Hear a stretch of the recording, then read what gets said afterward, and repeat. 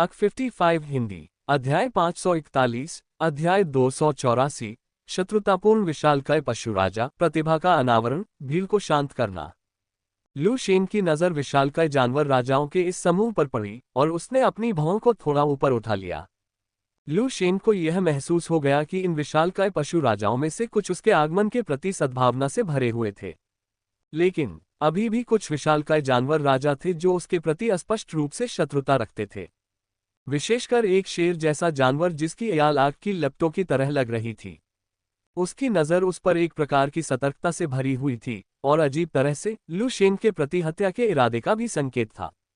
क्या स्थिति है? लू शेन की भौहें थोड़ी सिकुड़ गईं। मैं इस तथाकथित राजा सम्मेलन में पहली बार शामिल हो रहा हूं। ये विशालकाय पशु राजा भी मुझसे पहली बार मिल रहे हैं। हमारी पहली ही मुलाकात में वे मुझसे दुश्मनी क्यों रख रहे हैं? क्या ऐसा हो सकता है? मुझे विशालकाय जानवर राजाओं से किसी प्रकार की दुश्मनी है। लू शेन हैरान था क्योंकि वह पशुलोक में था, छिपकली का शरीर धारण किए हुए हमेशा जंगल में रहता था।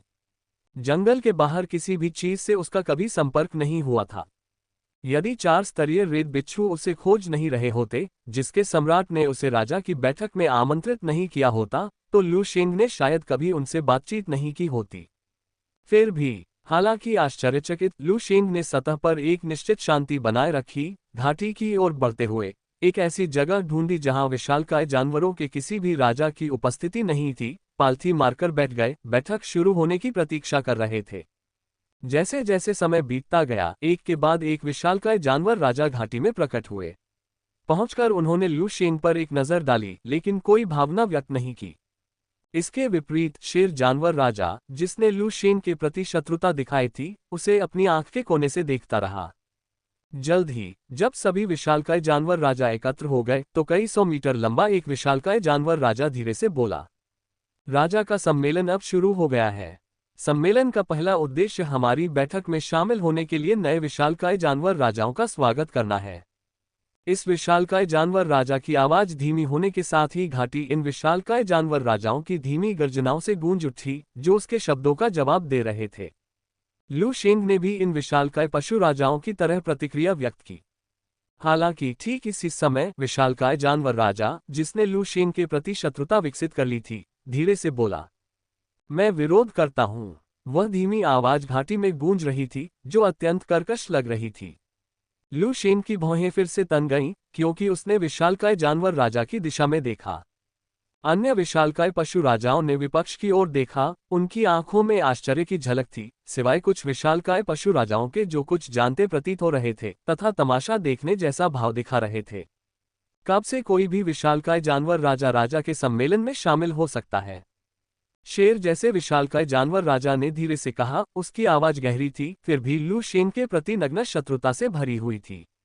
अगर मुझे सही से याद है तो राजा के सम्मेलन में शामिल होने के लिए एक निश्चित शक्ति का प्रदर्शन करना पड़ता था, है ना?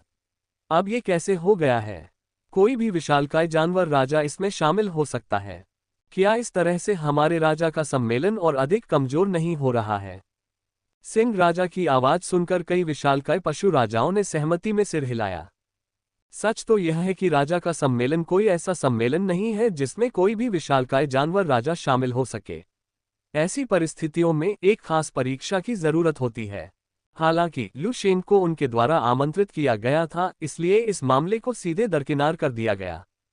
अब जब शेर राजा ने यह मुद्दा उठाया तो उनके लिए इसे संभालना थोड़ा मुश्किल हो गया।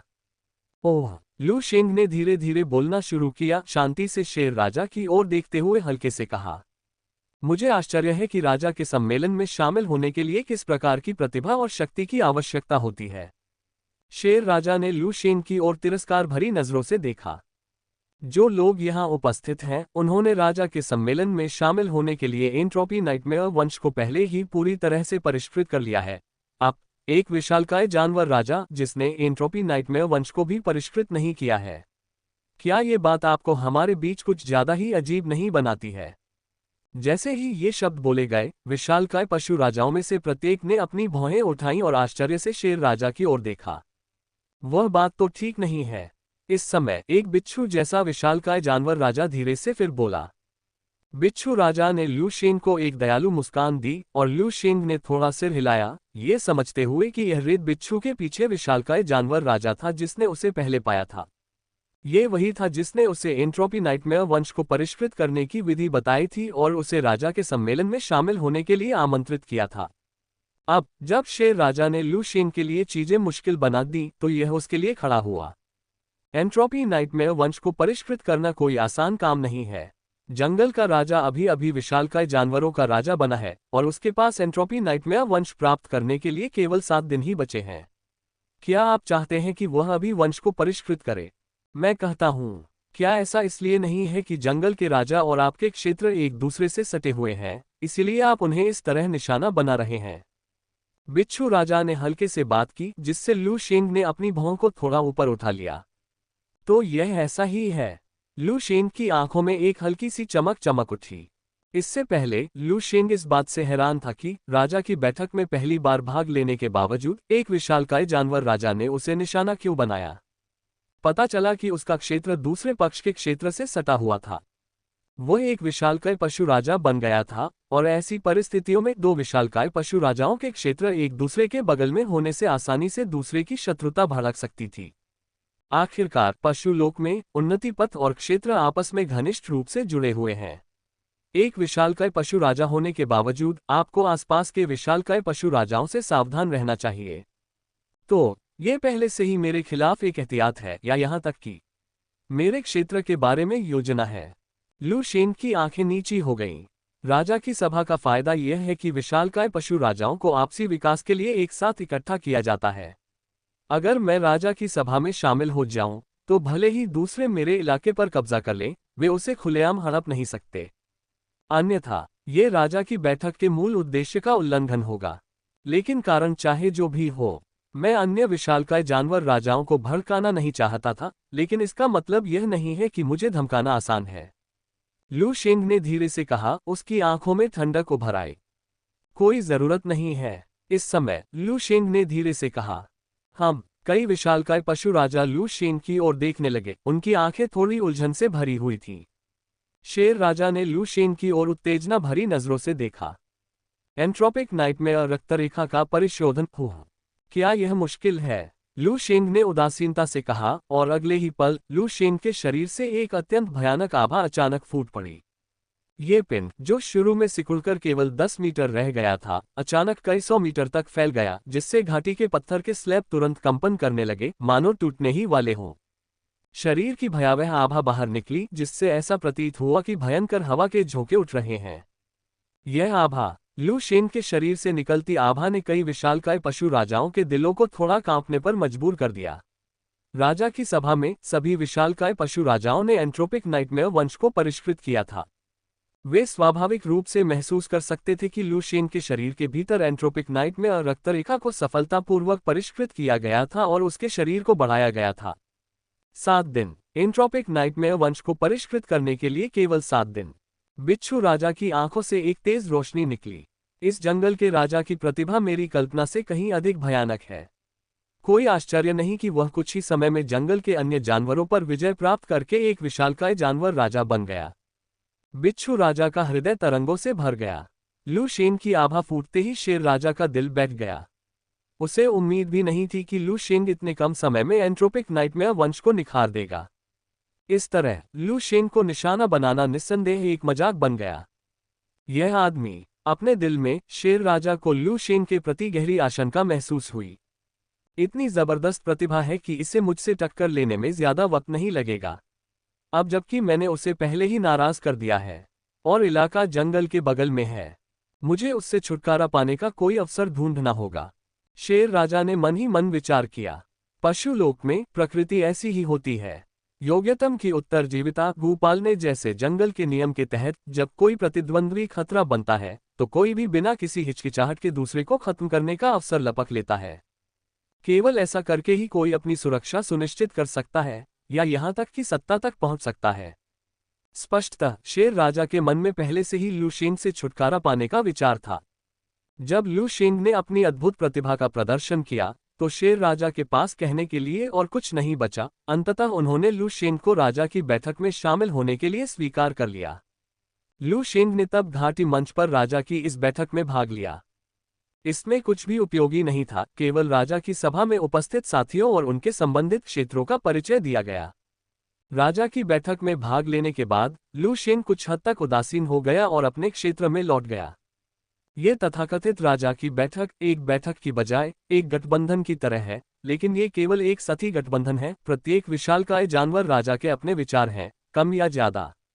लू शेंग आज की राजा की बैठक पर विचार करते हुए घाटी में लौट आया। इस सतही गठबंधन से स्वाभाविक रूप से आप बहुत अधिक सीखने की उम्मीद नहीं कर सकते। फिर भी वह शेर राजा मुझसे बहुत दुश्मनी रखता है, ये संभव है कि वह मेरे खिलाफ कोई कदम उठाए। शेंग घाटी में बैठा था, उसकी आंखें थोड़ी सिकुड़ी हुई थीं, वह गहराई से सोच रहा था। इस आदमी का इलाका जंगल के ठीक बाहर है, मेरे इलाके से सटा हुआ। अगर मैं उसकी जगह होता तो मैं भी दुश्मनी करता। विशेष रूप से राजा की बैठक में हमारे बीच शिष्टाचार का आवरण मूलतः खत्म हो गया है। जैसे ही लू शेंग ने विचार किया, उसकी आंखों में धीरे धीरे ठंडी रोशनी की एक हल्की सी झलक दिखाई दी।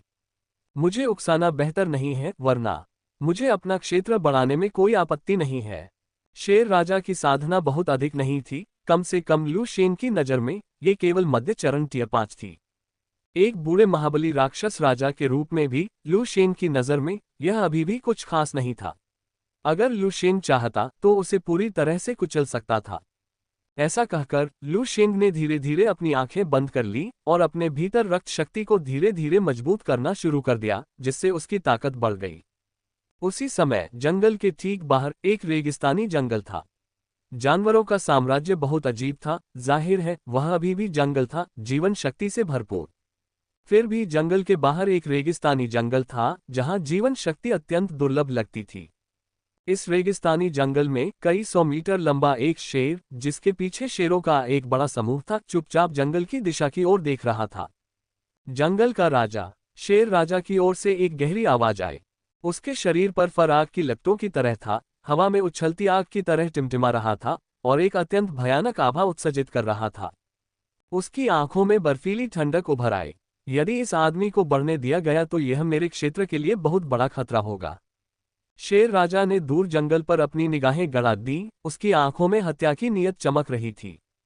इसने पहले ही अपने क्षेत्र के वन भाग पर विचार कर लिया था तथा अपने भीतर के 9 विशालकाय जानवरों को दबाने के लिए समय की प्रतीक्षा कर रहा था, जिससे उसके प्रभाव क्षेत्र का विस्तार हो सके और वह अंतिम चरण के 5वें स्तर में प्रवेश कर सके। लेकिन कौन जानता था, जब समय आया तो अचानक जंगल में लू शेंग नामक जंगल का राजा प्रकट हुआ। इससे शेर राजा का हृदय क्रोध से भर गया। वह स्थान जिसे वह अपना निषिद्ध क्षेत्र मानता था, उससे छीन लिया गया था और वहां एक ऐसा शक्तिशाली व्यक्ति था जो उसके जीवन को खतरे में डाल सकता था। शेर राजा के लिए ये परेशानी का कारण होना ही था। मैं इस आदमी को आगे नहीं बढ़ने दे सकता, वरना मैं खतरे में पड़ जाऊंगा। शेर राजा की आंखों में एक खतरनाक चमक चमक उठी और अगले ही पल उसने एक गहरी दहाड़ लगाई। उसके शरीर पर फर लगातार फड़फड़ा रहा था, मानो उसके शरीर पर आग की लपटें सजी हों। तभी उसके पीछे खड़े शेरों के झुंड ने शेर राजा का आदेश प्राप्त किया और धीमी आवाज में गुर्राहट की आवाज निकाली तथा फिर जंगल की ओर हमला बोल दिया। चूंकि मामला ऐसा है तो मुझे पहले हमला करना होगा। जब तक सभा प्रतिक्रिया करेगी तब तक मैं उसकी रक्त शक्ति को पूरी तरह से खा चुका होऊंगा। तब तक मैं निश्चित रूप से टियर 5 शिखर तक पहुंच जाऊंगा, क्योंकि मैं बैठक में शीर्ष स्तर पर हूं। बैठक मुझे एक मृत राजा के लिए दंडित नहीं कर सकती। शेर राजा की आंखों में एक निर्दयी चमक चमक उठी और अगले ही पल वह एक ज्वाला में बदल गई, जो सीधे जंगल की ओर बढ़ गई।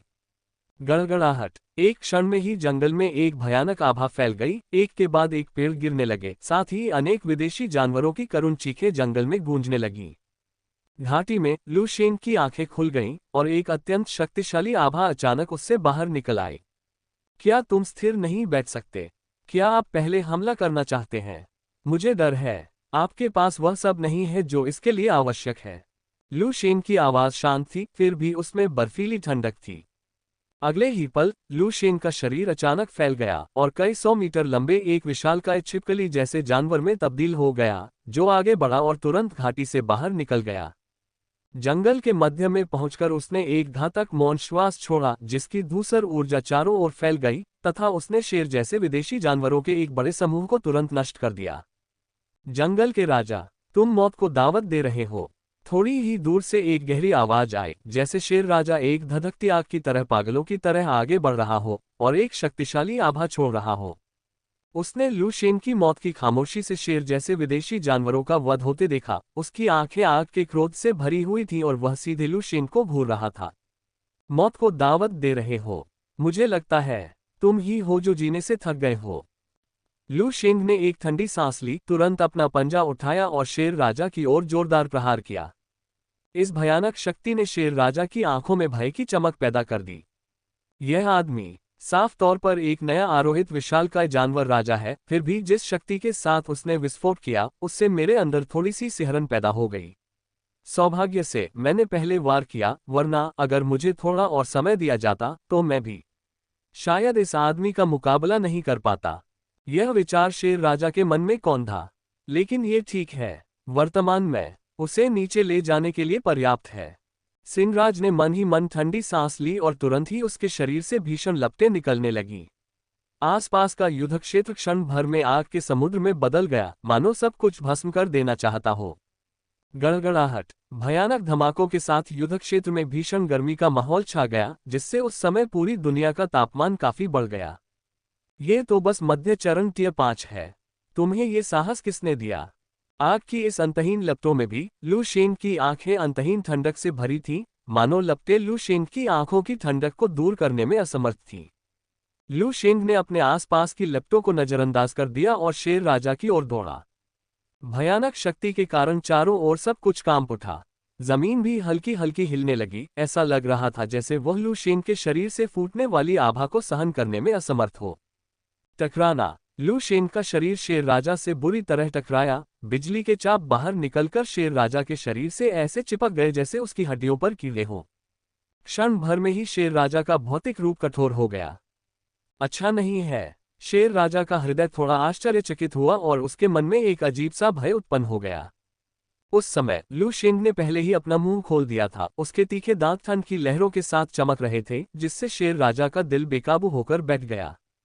वह प्रतिद्वंद्वी द्वारा मारा जाने वाला था, लेकिन तभी एक व्यक्ति तेजी से आया और लू शेन को काटने वाला देखकर वह व्यक्ति तेजी से बोला, वन भाई, अपना हाथ पकड़ो।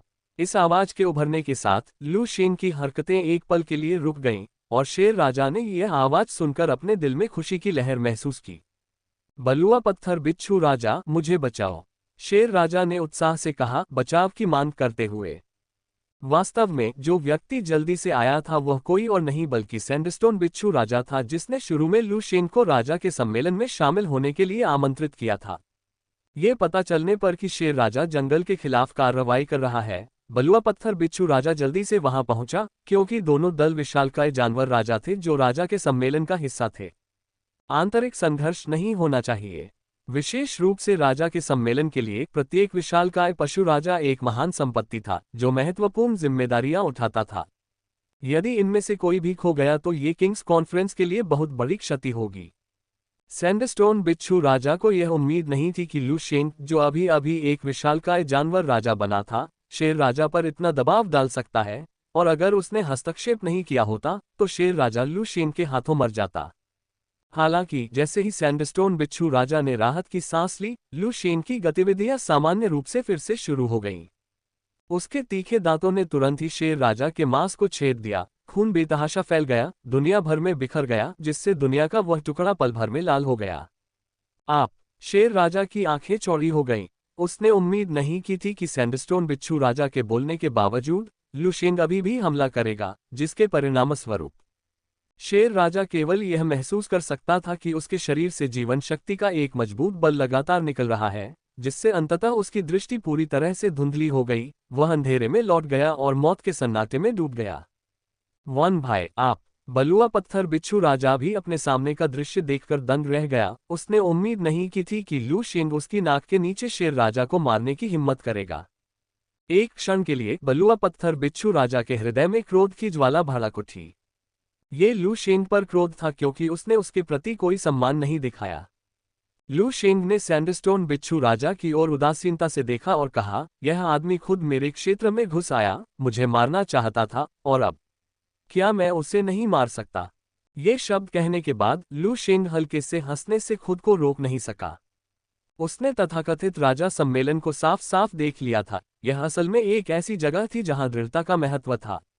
जब तक उसकी ताकत पर्याप्त थी, शेर राजा को मारने से भी कोई परेशानी नहीं होती। इसके अतिरिक्त वे उसकी पूजा भी करते थे। लेकिन आखिरकार वह हमारे किंग्स कॉन्फ्रेंस का सदस्य है।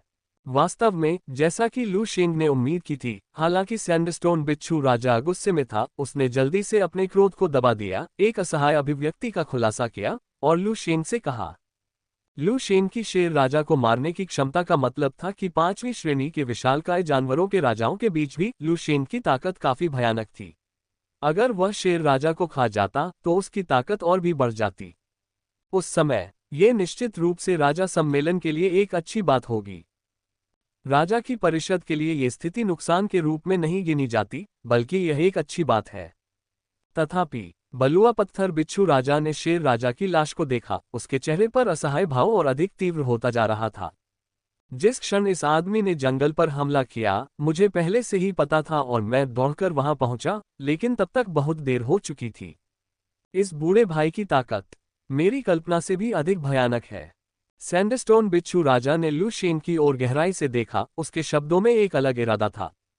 लू शेंग को ऐसा लगा जैसे वह सैंडस्टोन बिच्छू राजा के शब्दों का गहरा अर्थ नहीं समझ पाया और उसने शांति से कहा, जो लोग मेरे क्षेत्र में अतिक्रमण करते हैं, उन्हें बिना किसी अपवाद के मार दिया जाना चाहिए। मुझे इसकी परवाह नहीं कि वह राजा की परिषद का सदस्य है या नहीं। जिस क्षण उसने मेरे क्षेत्र में कदम रखा, वह मेरा दुश्मन बन गया। एक बार कोई मेरा दुश्मन बन जाए तो केवल एक ही विकल्प बचता है, पूर्ण उन्मूलन। लू शेंग के शब्दों से सैंडस्टोन बिच्छू राजा का दिल थोड़ा धड़क उठा। फिर भी कुछ गहरी सांसें लेने के बाद बलुआ पत्थर बिच्छू राजा हल्के से मुस्कुराया। ये तुम्हारे शब्द हैं, लेकिन शेर राजा अंततः हमारे राजा की परिषद का सदस्य है। अब जब तुमने उसे मार दिया है, तो मुझे डर है कि अगली बार राजा की परिषद की बैठक में कोई तुम्हें मुश्किल में डाल सकता है। सैंडस्टोन बिच्छू राजा की बातें सुनकर लू शेंग की भौहें थोड़ी ऊपर उठ गईं। दूसरे पक्ष का इससे क्या तात्पर्य है? क्या यह मेरे लिए एक अनुस्मारक है? लू शेंग ने सैंडस्टोन बिच्छू राजा पर गहरी नजर डाली और उसे स्वीकार करना पड़ा कि उसके बारे में उसकी धारणा काफी अच्छी थी। उनके संपर्क की शुरुआत से ही दूसरा पक्ष उसके प्रति सद्भावना व्यक्त कर रहा था। लेकिन जब शेर राजा ने उसके क्षेत्र पर हमला किया, तो दूसरा पक्ष भी पहले ही क्षण में जल्दी से वहां पहुंच गया। यदि वह कमजोर होता और लान किन के बराबर नहीं होता, तो दूसरा पक्ष उसे भी बचा सकता था। ये तो मानना ही होगा कि बलुआ पत्थर बिच्छू राजा ने वास्तव में उसके साथ बहुत अच्छा व्यवहार किया। हालांकि ये कहना कि इस सद्भावना के पीछे कोई गुप्त उद्देश्य नहीं है, लू शेंग के लिए विश्वास करना कठिन होगा। ओह, क्या मतलब है तुम्हारा? लू शेंग की भौहें थोड़ी ऊपर उठ गईं जब उसने सैंडस्टोन बिच्छू राजा से पूछा।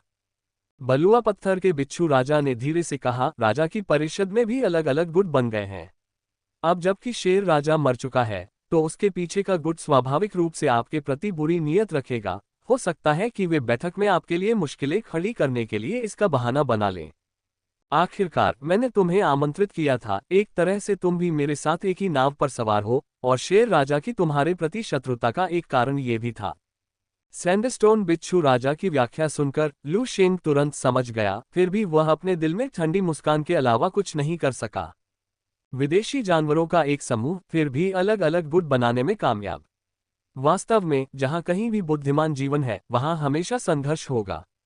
लू शेंग ने मन ही मन सोचा, और फिर बलुआ पत्थर बिच्छू राजा ने धीरे से समझाया, लेकिन इस बारे में आपको चिंता करने की जरूरत नहीं है।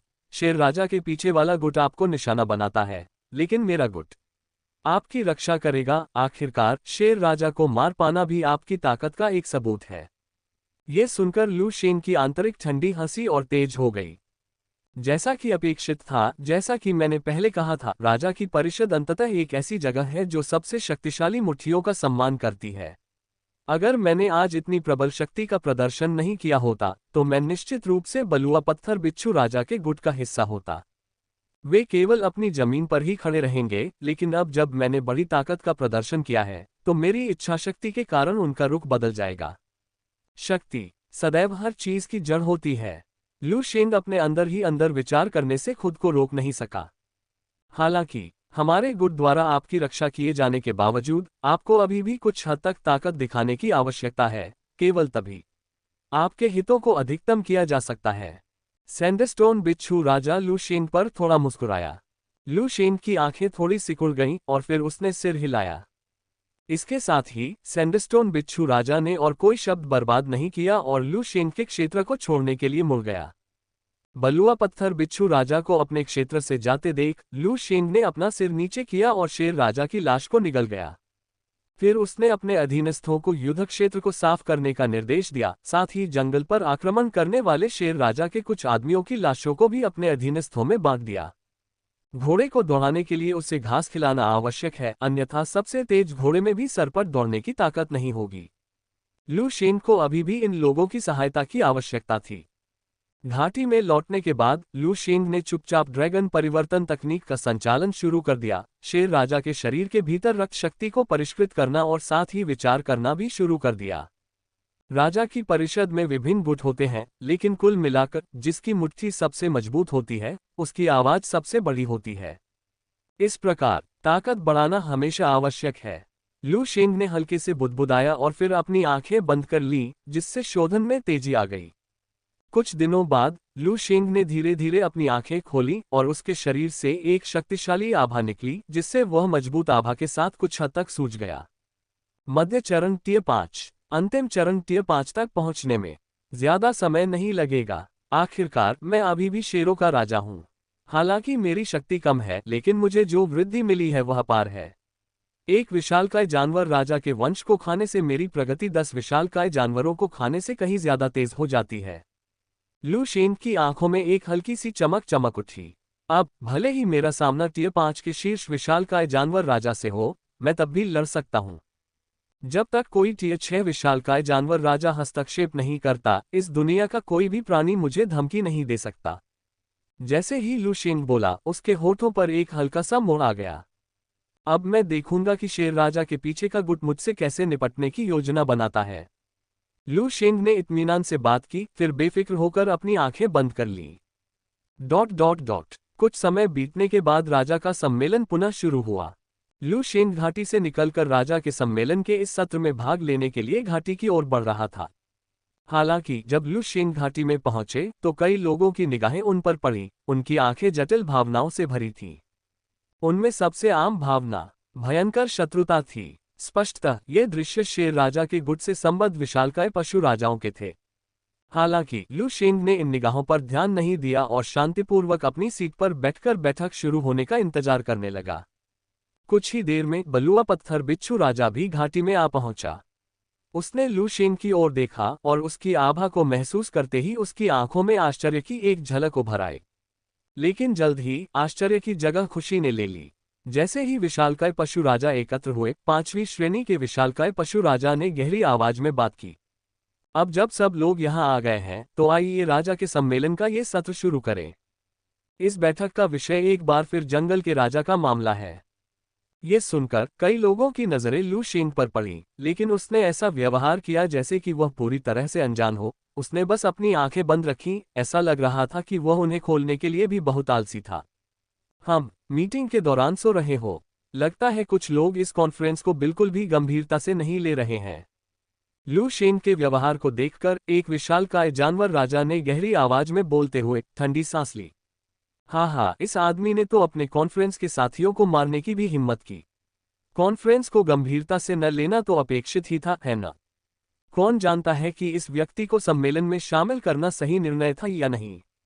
मैं कहता हूं, हमें इस आदमी को सीधे दंडित करना चाहिए, अन्यथा क्या सम्मेलन के नियम निरर्थक नहीं हो जाएंगे।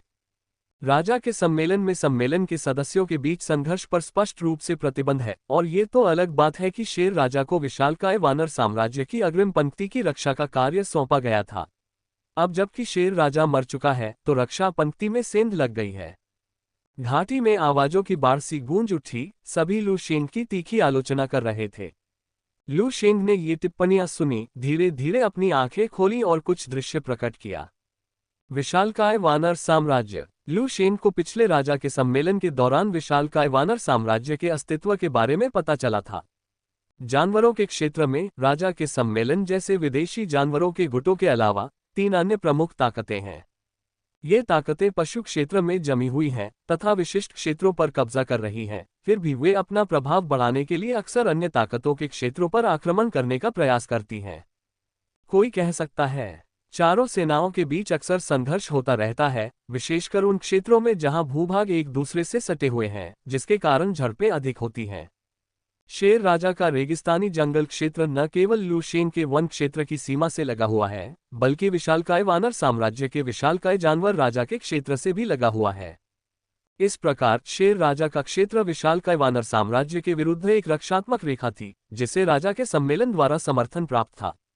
अब ये लोग इस मुद्दे को सम्मेलन में उठा रहे हैं, जिससे संभवतः लू शेन के कथित अपराधों को बढ़ावा मिलेगा। बहरहाल लू शेन ने इन आरोपों का तिरस्कार किया। इन लोगों ने चाहे जो भी कहा हो, लू शेन को जवाब देने में कोई दिलचस्पी नहीं थी, यहां तक कि उसने उन पर एक नजर भी नहीं डाली। कुछ समय के लिए घाटी लू शेन की निंदा से गूंज उठी, जिससे मेजबान टियर 5 पीक के विशालकाय जानवर राजा की भी भौहें थोड़ी सिकुड़ गईं। इसने स्पीकरों पर नजर डाली और अंततः लू शेन पर ध्यान केंद्रित किया, जो गंभीर स्वर में बोल रहा था। जंगल के राजा, क्या आप कुछ कहना चाहते हैं? लू शेन ने धीरे धीरे अपनी आंखें खोलते हुए सुना। उसकी निगाहों में तिरस्कार की झलक स्पष्ट थी। क्या कहा? वह आदमी मरने लायक था। उसने मेरे इलाके में घुसपैठ की। क्या मुझे उसे मारने की इजाजत नहीं है? कहने के लिए कुछ नहीं बचा। बैठक का निर्णय, लू शेन की शंकाएं, हमला करने का समय। अभिमानी। जैसे ही लू शेन की सुस्त आवाज गूंजी, वे विशालकाय जानवर राजा जिन्होंने पहले उसकी निंदा की थी, तुरंत क्रोधित हो गए। लू शेन के शब्दों ने निस्संदेह उनके खिलाफ आरोप की प्रकृति को बदल दिया। ऐसी स्थिति में वे लू शेन पर कैसे मुकदमा चला सकते थे? उनके खिलाफ आरोपों को और तेज कैसे कर सकते थे? ये वह नहीं है जो वे देखना चाहते थे। इस प्रकार पूरे घाटी में बहसें तेज होती गईं, फिर भी लू शेन नींद में डूबा रहा। उसके चारों ओर लगातार हो रहे विवादों से अप्रभावित, एक शब्द भी नहीं बोला। उसके बगल में बैठे सैंडस्टोन बिच्छू राजा के चेहरे पर असहायता का भाव उभर आया। उसे उम्मीद नहीं थी कि लू शेन उन प्राणियों की बातों को इतना खारिज कर देगा। यह अहंकारी रवैया निश्चित रूप से इन प्राणियों को क्रोधित करेगा। निश्चित रूप से जैसे ही बिच्छू राजा के मन में यह विचार आया, अनेक विशालकाय पशु राजा शक्तिशाली आभा के साथ फूट पड़े, जो पूरे घाटी में गूंजने लगे। बैठक के अपने नियम होते हैं, किसी को भी किसी व्यक्ति के कारण नियम नहीं तोड़ना चाहिए। जंगल के राजा द्वारा शेर राजा को मारना सभा के नियमों के विरुद्ध एक चुनौती है। मैं प्रस्ताव करता हूं, इस दुष्ट को फांसी दे दी जाए। एक विशालकाय जानवर राजा ने गुस्से से दहाड़ लगाई, जिससे तुरंत मध्य चरण 5वीं शक्ति प्रकट हुई, जो अंतिम चरण 5वीं के बेहद करीब थी। इस भयानक साधना ने घाटी के भीतर तूफान मचा दिया। यह विशालकाय पशु राजा अचानक लू शेन की ओर बढ़ा, और आसपास के पशु राजाओं की आंखों में एक हल्की सी चमक आ गई, जिससे लू शेन पर आक्रमण में बाधा तो नहीं पड़ी, लेकिन उसे अनुमति मिल गई। यहां तक कि बलुआ पत्थर का बिच्छू राजा भी चुपचाप अपने पत्थर के स्लैब पर बैठा रहा, कोई कार्रवाई नहीं की। दूसरे की आभा को महसूस करते हुए लू शेन की आंखें अचानक खुल गईं, और उसकी निगाहों में एक रहस्यमय क्रोध भड़क उठा। ऐसा शोर, लू शेन ने शांति से कहा। उसकी पूंछ लोहे की छड़ की तरह बाहर निकली हुई थी। अचानक एक जोरदार धमाके के साथ वह विशालकाय जानवर राजा के शरीर से टकराया। टकराना, एक धीमे विस्फोट के साथ अंतिम चरण टियर 5 के निकट भयंकर जानवर को लू शेन की पूंछ ने आसानी से उड़ा दिया। इसका शरीर घाटी की चट्टानी दीवार से जोर से टकराया, जिससे उसमें कई भयानक दरारें पड़ गईं। अनगिनत चट्टानें घाटी की खाई में गिर गईं। एक पल में पूरी घाटी शांत हो गई, हर किसी की निगाहें लू शेन पर टिक गईं। विशालकाय जानवरों का राजा, जिसने पहले लू शेन की निंदा की थी, अब भयभीत दिख रहा था। अंतिम चरण के टियर 5 के करीब एक विशालकाय जानवर राजा को तुरंत पराजित करना, ऐसी शक्ति भयावह है, यहां तक कि राजाओं की बैठक के भीतर भी टियर 6 प्रबंधकों को छोड़कर लू शेन की ताकत बिल्कुल उल्लेखनीय है। ऐसा अस्तित्व राजाओं की सभा के लिए एक महान संपत्ति है। इस सब के बाद लू शेन ने फिर से अपनी आंखें बंद कर लीं, मानो पहले की घटनाएं उसके लिए मामूली बातें थीं। बैठक की मेजबानी कर रहे जानवर राजा ने भी एक घुमावदार मुस्कान के साथ लू शेन की ओर गहराई से देखा, अपनी नजर अन्य जानवर राजाओं पर घुमाए और धीरे से बोला, ठीक है, मैं इस मामले का स्वरूप मोटे तौर पर समझ गया हूं। यद्यपि वन के राजा ने शेर राजा को मार डाला, लेकिन अंततः शेर राजा ने ही सबसे पहले वन के राजा को उकसाया, उसके क्षेत्र पर आक्रमण किया, जो अपने आप में बैठक के नियमों का उल्लंघन है। चूंकि शेर राजा ने पहले नियमों का उल्लंघन किया था, इसलिए जंगल के राजा के कार्यों पर ध्यान देने की कोई आवश्यकता नहीं है। ये सुनकर शेर राजा के गुट के उन विशालकाय जानवर राजाओं ने अपनी भौहें थोड़ी सी सिकोड़ ली। जाहिर है कि वे मेजबान के आने वाले शब्दों से अवगत थे। यद्यपि वे अनिच्छुक थे, फिर भी लू शेन की भयानक युद्ध शक्ति को याद करके उनके दिलों में लहरें उठ रही थीं। लू शेन की शक्ति बहुत भयानक है, लेकिन जंगल के राजा ने फिर भी नियमों का उल्लंघन किया। बैठक के नियमों को बनाए रखने के लिए अब शेर राजा का क्षेत्र जंगल के राजा के क्षेत्र में मिला दिया जाएगा। वन का राजा विशालकाय वानर साम्राज्य के आक्रमण के विरुद्ध सभा क्षेत्रों की रक्षा करने में शेर राजा का स्थान लेगा। बैठक की मेजबानी कर रहे जानवर राजा ने धीरे से बात की। उनके शब्दों ने शेर राजा के गुट के उन विशालकाय जानवर राजाओं के भावों को और अधिक गहरा कर दिया। ये लू शेन को दंडित करना नहीं है, ये तो सीधा इनाम है। वास्तव में लू शेन को विशालकाय वानर साम्राज्य के आक्रमण का सामना करना होगा, लेकिन शेर राजा के क्षेत्र को लू शेन के क्षेत्र के साथ विलय करने से स्पष्ट रूप से लू शेन को अपनी शक्ति को मजबूत करने का अवसर मिलता है। आखिरकार जानवरों के क्षेत्र में विदेशी जानवरों की उन्नति क्षेत्र के आकार से निकटता से संबंधित है। क्षेत्र जितना बड़ा होगा, विदेशी जानवरों के लिए आगे बढ़ना उतना ही आसान होगा। शक्तिशाली विशालकाय जानवर राजाओं के पास अक्सर जानवर क्षेत्र में विशाल क्षेत्र होते हैं। वे कुछ कहना चाहते थे, लेकिन खंडन करने का साहस नहीं कर सके। सबसे पहले इस मामले का फैसला बैठक की मेजबानी करने वाले जानवर राजा ने किया, जिसके समर्थन में अक्सर राजाओं की बैठक के टियर 6 मैनेजरों की छाया भी शामिल होती है। उनके शब्द उन मैनेजरों के शब्द होते हैं। दूसरी बात, लू शेंग ने जो ताकत दिखाई उससे वे भी सतर्क हो गए और आसानी से विरोध करने की हिम्मत नहीं कर पाए। लू शेंग ने धीरे से अपनी आंखें खोली। सच कहूं तो यह फैसला उसके लिए थोड़ा चौंकाने वाला था। ये नतीजा लू शेंग के लिए अच्छा था। दरअसल इस राजा की बैठक के बिना भी लू शेंग पहले से ही शेर राजा के क्षेत्र को अपने क्षेत्र में शामिल करने की योजना बना रहा था। अब राजा की बैठक के निर्णय से उसे कुछ परेशानी से बचा लिया गया। लू शेंग ने सैंडस्टोन बिच्छू राजा की ओर देखा और पाया कि दूसरा पक्ष उस पर हल्की सी मुस्कुराहट बिखेर रहा था। ये स्पष्ट था कि यह निर्णय भी सैंडस्टोन स्कॉर्पियन किंग के पीछे के गुट द्वारा उसके लिए लड़ा गया था। ये सोचकर लू शेंग मंद मंद मुस्कुराए बिना नहीं रह सका। मुझे उम्मीद नहीं थी कि सैंडस्टोन स्कॉर्पियन किंग के पीछे का गुट मुझे इतना महत्व देगा। मुझे आश्चर्य है, एक बार जब मैं बड़ा हो जाऊंगा तो क्या वे मुझे महत्व देना जारी रखेंगे या मुझसे डरने लगेंगे। लू शेंग ने उपहास की भावना से भरकर मन ही मन सोचा। ये कहते हुए लू शेंग ने धीरे से अपना सिर हिलाया और अब इन मामलों पर ध्यान नहीं दिया। लू शेंग के लिए राजा की सभा के इस समूह से बहस करना कोई मायने नहीं रखता था। इस समय अपनी ताकत बढ़ाने पर ध्यान देना बेहतर है।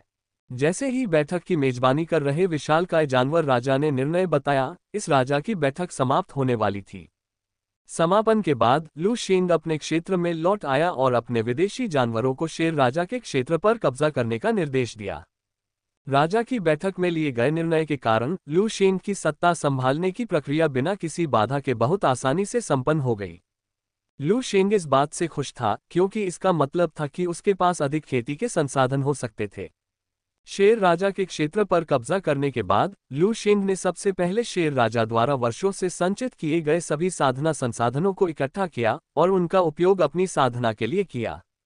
शेर राजा द्वारा संचित सभी साधना संसाधनों को परिष्कृत करने के बाद लू शेंग की साधना मध्य चरण स्तर 5 से अंतिम चरण स्तर 5 तक आगे बढ़ गई। पहले से ही अंतिम चरण टियर 5 में वास्तव में एक सिस्टम पैनल होने का मतलब है कि जब तक खेती के संसाधन हैं, मैं सभी बाधाओं को दूर कर सकता हूं और अपनी खेती को तेजी से बढ़ा सकता हूं। यदि कोई अन्य व्यक्ति दिव्य दानव तकनीक की साधना कर रहा होता, तो संभवतः वह इतने कम समय में विशालकाय जानवर नहीं बन पाता। लू शेंग ने अपने शरीर के भीतर शक्तिशाली ऊर्जा महसूस की और वह मुस्कुराए बिना नहीं रह सका। अंतिम चरण टियर 5 टियर 6 के करीब पहुंच रहा हूं। एक बार जब मैं टियर 6 बन जाऊंगा, उस समय इस जानवर क्षेत्र में मुझे धमकी देने में सक्षम बहुत कम लोग होंगे। मैं शायद अपने मुख्य शरीर की शक्ति को भी बुलाने में सक्षम हो जाऊं। ये सोचते हुए लू शेंग ने अपनी आंखें थोड़ी सिकोड़ ली और आकाश की ओर देखने लगा। यद्यपि पशुलोक की विश्व चेतना 7वीं श्रेणी के स्तर पर है, मैंने पशुलोक के भीतर 7वीं श्रेणी के प्राणियों की उपस्थिति पर ध्यान नहीं दिया है। शायद पशु लोक में 7वीं श्रेणी के जीवन रूप हैं, लेकिन किसी अज्ञात कारण से वे लोक छोड़ चुके हैं। तो इसका कारण क्या हो सकता है? लू शेंग अपने दिल में विचार करता रहा। Entropy nightmare bloodline tier 7 जो बचा है, क्या इन दोनों के बीच कोई संबंध हो सकता है? लू शेंग ने धीरे से कहा, उसकी आंखों में चिंतन का भाव दिखाई दे रहा था। लेकिन जल्द ही लू शेंग ने धीरे से अपना सिर हिलाया। इसे भूल जाओ, दिवंगत टियर 7 प्राणियों और एंट्रोपी नाइटमेयर ब्लड लाइन के बीच संबंध चाहे जो भी हो, मेरे लिए सबसे महत्वपूर्ण बात मेरी ताकत को बढ़ाना है। अब जबकि मैंने शेर राजा के क्षेत्र पर कब्जा कर लिया है, मेरे क्षेत्र के निकट विशालकाय वानर साम्राज्य की भूमि है। अब राजा की सभा का समर्थन प्राप्त होने के कारण विशालकाय वानर साम्राज्य के शीर्ष विशालकाय पशु राजाओं से डरने की कोई आवश्यकता नहीं है। यह उनकी भूमि पर कदम रखने का एक अवसर है। लू शेंग की आंखों में चमक आ गई। किसी विदेशी जानवर को बेहतर बनाने का सबसे तेज तरीका दूसरे विदेशी जानवरों के वंश को परिष्कृत करना है। लू शेंग के वर्तमान चरण में सबसे तेज सुधार केवल उसी श्रेणी के विशालकाय जानवर राजाओं से ही आ सकता है। यहाँ तक कि विशालकाय जानवरों के खून का भी लू शेंग के सुधार पर बहुत कम प्रभाव पड़ता है। हालांकि लू शेंग राजा की बैठक में विशालकाय जानवर राजाओं को निशाना नहीं बना सकता है, अन्यथा सैंडस्टोन बिच्छू राजा के पीछे का गुट भी उसकी रक्षा करने में सक्षम नहीं होगा। इस प्रकार सबसे अच्छा लक्ष्य विशालकाय वानर साम्राज्य के जानवर और पशु राजा होंगे। राजा की बैठक के लिए लू शेंग द्वारा विशालकाय वानर साम्राज्य से जानवरों और पशु राजाओं को नष्ट करना लाभदायक है। इसलिए विशालकाय वानर साम्राज्य के विरुद्ध उसकी कार्रवाई को स्वाभाविक रूप से राजा की बैठक का समर्थन प्राप्त होगा, जिससे वह निडर हो जाएगा। ये सोचते हुए लू शेंग ने विशालकाय वानर साम्राज्य के क्षेत्र की दिशा की ओर देखते हुए थोड़ा मुस्कुराया। तो फिर मैं आपसे ही शुरुआत करूंगा। मेरा एक अधीनस्थ आपके क्षेत्र में गायब हो गया। लू शेंग बोला, फिर अपने अधीनस्थों को इकट्ठा किया और विशालकाय वानर साम्राज्य के क्षेत्र की खुलेआम जांच शुरू कर दी। उसे दूसरे पक्ष द्वारा पकड़े जाने का बिल्कुल भी डर नहीं था। इस तरह की स्पष्ट खुफिया जानकारी जुटाने के कारण लू शेंग के कार्यों ने स्वाभाविक रूप से विशालकाय वानर साम्राज्य के विशालकाय जानवरों का ध्यान आकर्षित किया। विशालकाय वानर साम्राज्य के विशालकाय जानवर भी क्रोधित थे। उनके लिए ये स्पष्ट रूप से राजा की परिषद की ओर से उकसावे की कार्रवाई थी। आखिरकार किसी भी विशालकाय जानवर के लिए, यहाँ तक कि विशालकाय जानवर राजा के लिए भी, किसी का अपनी इच्छा से अपने क्षेत्र पर आक्रमण करना, भले ही सिर्फ जांच करने के लिए ही क्यों न हो, उत्तेजना से भरा होता है। उन्होंने सामूहिक रूप से लू शेंग को चेतावनी जारी की और कहा कि वह अपनी जांच संबंधी कार्रवाई बंद कर दे। हालांकि लू शेंग ने इसकी जरा भी परवाह नहीं की और यहाँ तक कि अपने अधीनस्थों को अपने जांच प्रयासों को तेज करने का निर्देश दिया तथा विशालकाय वानर साम्राज्य के क्षेत्र के भीतर लगातार खुफिया जानकारी की खोज की। कुछ ही दिनों में लू शेंग ने अपने क्षेत्र के पड़ोसी विशालकाय वानर साम्राज्य के शक्तिशाली प्राणियों की बुद्धिमत्ता की पूरी तरह से जांच कर ली थी। अब जिस दिशा में विशालकाय वानर साम्राज्य मेरे क्षेत्र के करीब है, वहां 3 विशालकाय जानवरों के क्षेत्र हैं और एक विशालकाय जानवर राजा का भी एक क्षेत्र है। 3 विशाल जानवरों के बारे में चिंता करने की कोई बात नहीं है, उन्हें आसानी से खाया जा सकता है, लेकिन उस विशाल जानवर राजा की ताकत, ये वास्तव में अंतिम चरण टियर 5 में है और स्थिति को देखते हुए ये टियर 5 के शिखर तक पहुंचने के करीब है।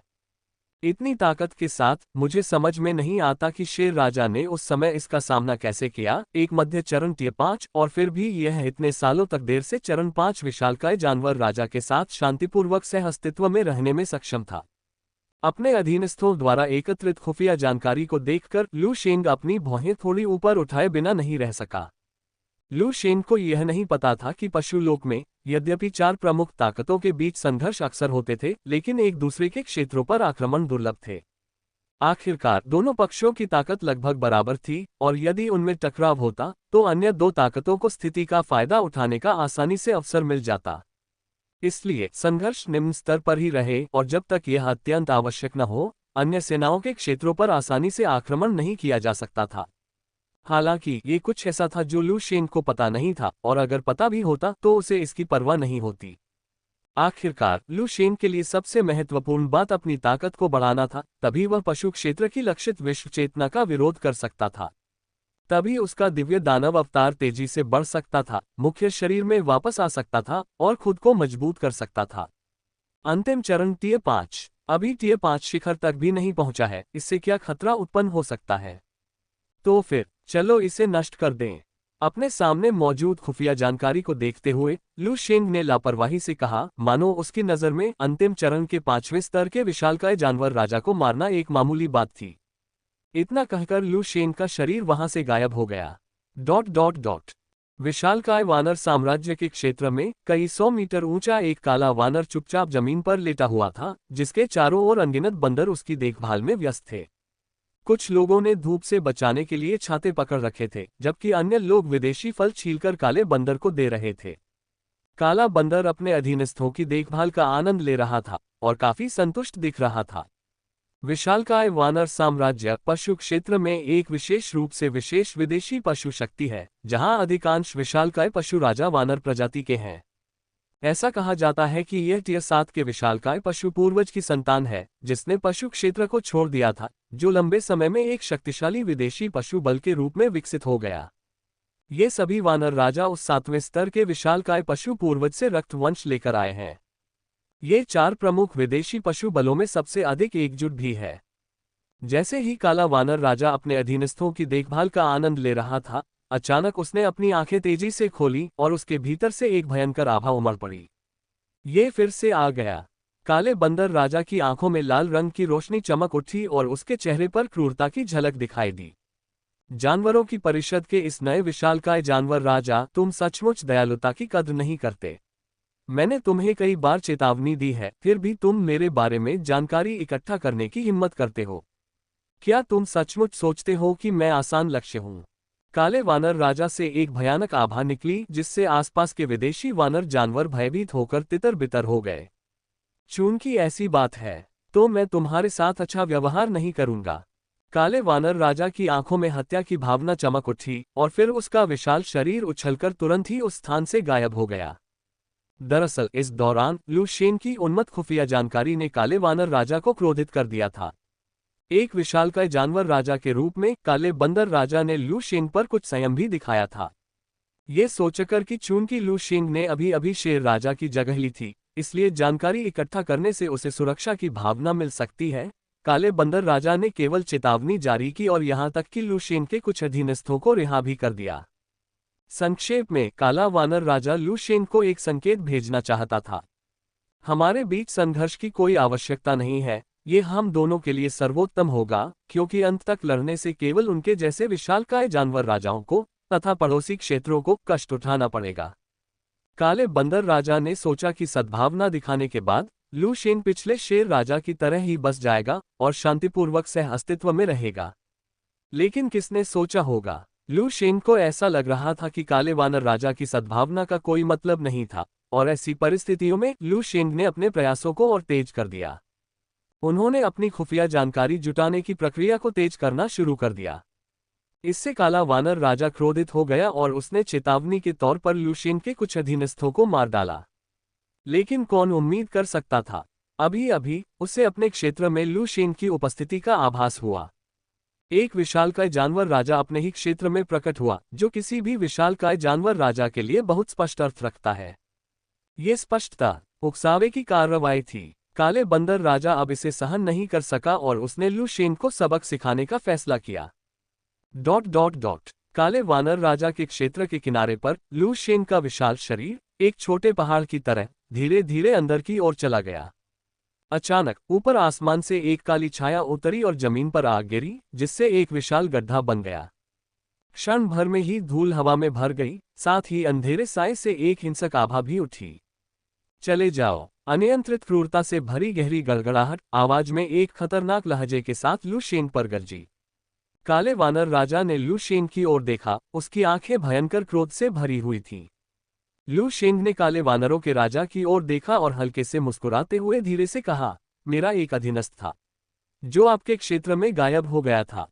लू शेंग के शब्दों को सुनकर काले वानर राजा ने लू शेंग के शब्दों के पीछे के अर्थ को भी नहीं समझा था। फिर भी उसकी पुतलियां अचानक सिकुड़ गईं। लू शेंग एक लाल छवि में बदल गया और एक पल में काले बंदर राजा की स्थिति पर हमला कर दिया। गति इतनी तेज थी कि काला वानर राजा भी समय पर प्रतिक्रिया नहीं कर सका। तब ग्रे डेथली साइलेंस ब्रीथ सीधे काले वानर राजा के चेहरे पर छिड़का गया। धमाका। विभिन्न विशेषताओं से युक्त डेथली साइलेंस ब्रीथ अत्यंत भयानक शक्ति के साथ फट गई, जिससे ब्लैक एप्किन को सांस लेने में कठिनाई हुई। यहां तक कि काले कपी राजा के पास टियर 5 शिखर के निकट लेट स्टेज टियर 5 साधना होने के बावजूद वह मृत्यु मौन श्वास के तहत तुरंत गंभीर रूप से घायल हो गया। आप काले वानर राजा की आंखें मृत्युमय मौन श्वास के कारण फट गईं और वह क्षण भर में अंधेरे में डूब गया। लू शेंग ने हल्के से मुस्कुराया, उसका पंजा काले वानर राजा पर गिर गया, जिससे उसे प्रतिक्रिया का कोई मौका नहीं मिला। टकराना। तेज पंजों ने आसानी से काले वानर राजा के मांस को फाड़ दिया, खून के छींटे पड़ने लगे और लू शेंग ने मौके का फायदा उठाया और काले वानर राजा को काट लिया। मांस का एक टुकड़ा फाड़ दिया। आह! काले बंदर राजा चिल्लाया। लू शेंग की पकड़ में प्रतिरोध करने का कोई मौका नहीं था, सीधे उसके द्वारा तबाह कर दिया गया। अगले ही पल लू शेंग ने काले वानर राजा की गर्दन पर काट लिया, जिससे उसका गला तुरंत ही अलग हो गया। एक क्षण में ही काले वानर राजा के प्राण निकल गए और उसका शरीर पहाड़ की तरह भारी होकर जमीन पर गिर पड़ा। ये सब करने के बाद लू शेंग ने शांतिपूर्वक काले वानर राजा के शरीर को खाना शुरू कर दिया। काले वानर राजा के शरीर को खाने के बाद लू शेंग की निगाहें धीरे धीरे अन्य विशालकाय जानवरों के आसपास के प्रदेशों की ओर मुड़ गईं। विशाल जानवर, मच्छर का मांस भी मांस ही है, लू शेंग ने कहा और पास के विशालकाय जानवरों के क्षेत्र की ओर आराम से चलना शुरू कर दिया। कई दिनों बाद राजा की सभा का प्रशासक अचानक विस्तारित राजा की सभा के क्षेत्र को चुपचाप देख रहा था। कैसे यह क्षेत्र अचानक इतना विस्तृत हो गया? छठे स्तर का ये प्रशासक बैठक के क्षेत्र को देखकर गहरी सोच में पड़ गया। अगले ही क्षण विशालकाय वानर साम्राज्य के छठे स्तर के विशालकाय पशु राजा की क्रोधित दहाड़ आकाश से गूंज उठी। राजा की बैठक, क्या आप मेरे विशालकाय वानर साम्राज्य के साथ पूरी तरह से युद्ध करने का इरादा रखते हैं? असीम रोष से भरी इस आवाज को सुनकर छठे स्तर के प्रशासक की खोपड़ी तुरंत सुन्न हो गई। चारों विदेशी जानवर गुटों के बीच निरंतर टकराव के बावजूद किसी दूसरे के विशालकाय जानवर राजा पर अचानक हमला करना दुर्लभ था। विशालकाय वानर साम्राज्य के छठे स्तर के विशालकाय पशु राजा को शीघ्रता से सांत्वना देने के बाद छठे स्तर के प्रशासक ने जांच शुरू कर दी। ये जानने के बाद कि लू शेंग ने शेर राजा के क्षेत्र पर कब्जा कर लिया है और फिर विशालकाय वानर साम्राज्य के क्षेत्र पर आक्रमण किया है, वह पूरी तरह से चुप हो गया। उसने लू शेंग से ऐसी दुस्साहस की उम्मीद नहीं की थी। हालांकि विस्तारित क्षेत्र बैठक के लिए अच्छा है, लेकिन हमने विशालकाय वानर साम्राज्य को पूरी तरह से नाराज कर दिया है। इस आदमी का साहस सचमुच बहुत बड़ा है। इसने न केवल शेर राजा को मार डाला, बल्कि कम समय में विशालकाय वानर साम्राज्य के क्षेत्र को भी निशाना बनाया। शिखर स्तर 5 बलुआ पत्थर बिच्छू राजा का आतंक। राजा की परिषद के 6 स्तरीय प्रशासक ने इस अवधि के दौरान लू शेंग की गतिविधियों को देखकर उसकी आंखों में एक अजीब अभिव्यक्ति झलक रही थी। अगर मुझे ठीक से याद है तो जंगल के राजा के पीछे वह आदमी है ना? उस समय जंगल के राजा को शेरों के इलाके से हटाने का विचार भी उसी आदमी का था। अब जब जंगल के राजा ने ऐसा किया है तो मुझे आश्चर्य है कि वह आदमी क्या सोचेगा।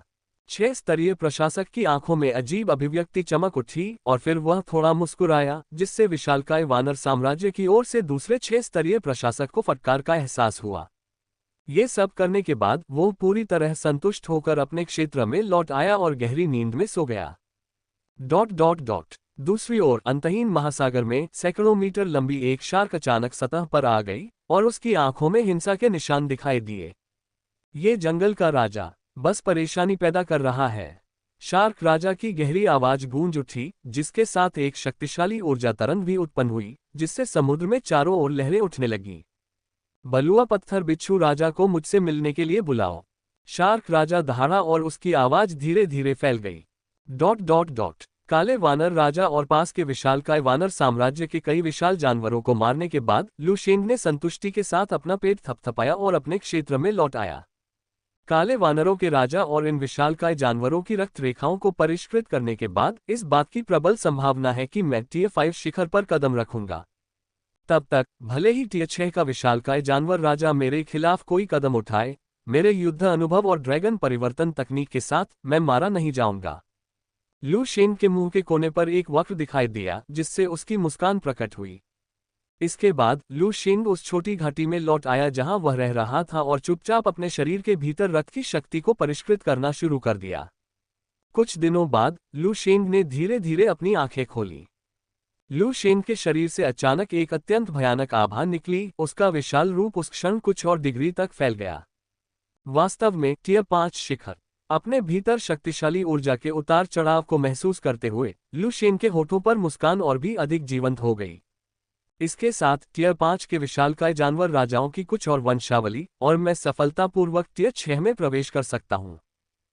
रिलायंस शेयर मूल्य का 98.6% सटीकता के साथ AI विश्लेषण। PP stock. एक बार जब मैं टियर 6 में कदम रखूंगा तो मैं मुश्किल से जानवर क्षेत्र की विश्व जागरूकता को हिला सकता हूं, अपने असली रूप को बुला सकता हूं, और तब तक मैं बहुत अधिक सक्षम हो जाऊंगा। जैसे जैसे लू शेन बोलता गया, उसकी आंखों की चमक और भी तीव्र होती गई। इस समय लू शेन का मन थोड़ा बदल गया और राजा का डोमेन तुरंत सक्रिय हो गया। अब तक लू शेन ने जंगल और पिछले शेरों के इलाके को एक कर दिया था। राजा के इलाके का उस इलाके से गहरा नाता हो चुका था। ऐसी परिस्थितियों में जंगल या रेगिस्तानी जंगल में घटित कोई भी घटना लू शेन की नज़र से बच नहीं सकती थी। हम सैंडस्टोन स्कॉर्पियन किंग मेरे क्षेत्र के पास दिखाई दे रहा है। वह क्या करने का इरादा रखता है? लू शेन ने अपनी भौहों को थोड़ा सा सिकोड़ते हुए अपने क्षेत्र के निकट सैंडस्टोन बिच्छू राजा के इरादों के बारे में अनिश्चित होकर एक क्षण के लिए विचार किया, इससे पहले कि उसकी छाया झिलमिलाती हुई घाटी से गायब हो जाती। इस समय रेगिस्तानी जंगल के बाहर सैंडस्टोन बिच्छू राजा की अभिव्यक्ति कुछ उदास थी। अपने सामने फैले रेगिस्तानी जंगल को देखकर उसकी आंखों में झुंझलाहट झलकने लगी। ये जंगल का राजा, जो आचरण में इतना दबंग है, शेर राजा को मार देना ही काफी होता, क्योंकि यह हमारे राजा की परिषद के बीच का मामला है। लेकिन अब इसने फिर से पहल की है और बिना किसी कारण के काले बंदर राजा को मार डाला है, जिससे विशालकाय बंदर साम्राज्य और हमारे राजा की परिषद के बीच युद्ध छिड़ने की संभावना बन गई है। यहां तक कि मुझे ब्लैक शार्क किंग द्वारा दंडित भी किया गया। बलुआ पत्थर के बिच्छू राजा के चेहरे पर कुछ चिड़चिड़ापन था। अभी कुछ देर पहले ही उसे काले शार्क राजा ने बुलाया था। Black shark king sandstone scorpion king के पीछे 6 स्तरीय विशालकाय जानवर राजा था, जो राजा की परिषद का 6 स्तरीय प्रशासक भी था, एक भयानक शक्ति वाला प्राणी जिसे सभी 6 स्तरीय विशालकाय जानवर राजाओं के ऊपरी मध्य रैंक में भी माना जाता था। ब्लैक शार्क राजा के क्रोध का सामना करते हुए सैंडस्टोन बिच्छू राजा को भी टिक पाना कठिन हो गया। इन परिस्थितियों में स्वाभाविक रूप से सैंडस्टोन बिच्छू राजा के दिल में लू शेन के प्रति कुछ नाराजगी पैदा हो गई। और जैसे ही सैंडस्टोन बिच्छू राजा गुप्त रूप से शिकायत कर रहा था, लू शेन की आकृति उसके सामने प्रकट हुई। मुझे आश्चर्य है कि तुम मेरे घर क्यों आए हो, भाई? लू शेन ने सैंडस्टोन बिच्छू राजा की ओर देखते हुए उदासीनता से पूछा। अचानक प्रकट हुए लू शेन को घूरते हुए सैंडस्टोन बिच्छू राजा चौंक गया और फिर लू शेन की ओर उसकी निगाहें थोड़ी गंभीर हो गईं। क्योंकि जब लू शेन उसके पास आया तो उसने बिल्कुल भी महसूस नहीं किया था। ऐसी परिस्थितियों में यदि दूसरा उसके खिलाफ कार्रवाई करना चाहता तो वह प्रतिक्रिया भी नहीं कर पाता। यह आदमी, क्या वह पहले से ही इस हद तक बड़ा हो गया है?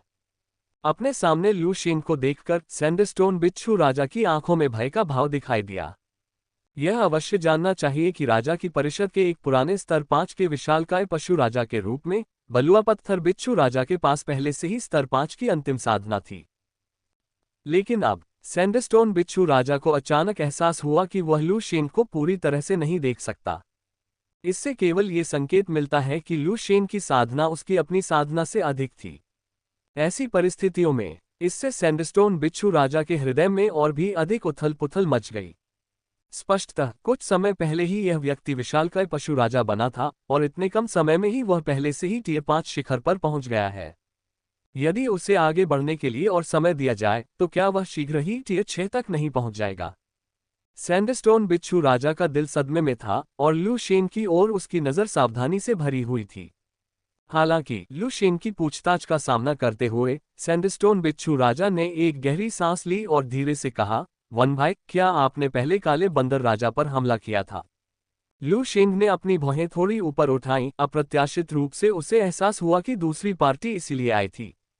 हाँ, क्या बात है? लू शेन ने कुछ भी नहीं छिपाया और सच बोला। इससे सैंडस्टोन बिच्छू राजा को कुछ असहजता महसूस हुई, क्योंकि लू शेन की ईमानदारी के कारण उसे समझ नहीं आ रहा था कि वह क्या कहे। एक अजीब विराम के बाद बलुआ पत्थर बिच्छू राजा ने धीरे से कहा, वन भाई, यद्यपि हमारा राजा सम्मेलन और विशालकाय वानर साम्राज्य विरोध में है, हमें आसानी से हत्या का सहारा नहीं लेना चाहिए, अन्यथा ये हमारे बीच संतुलन को प्रभावित करेगा, जो कि परेशानी भरा होगा।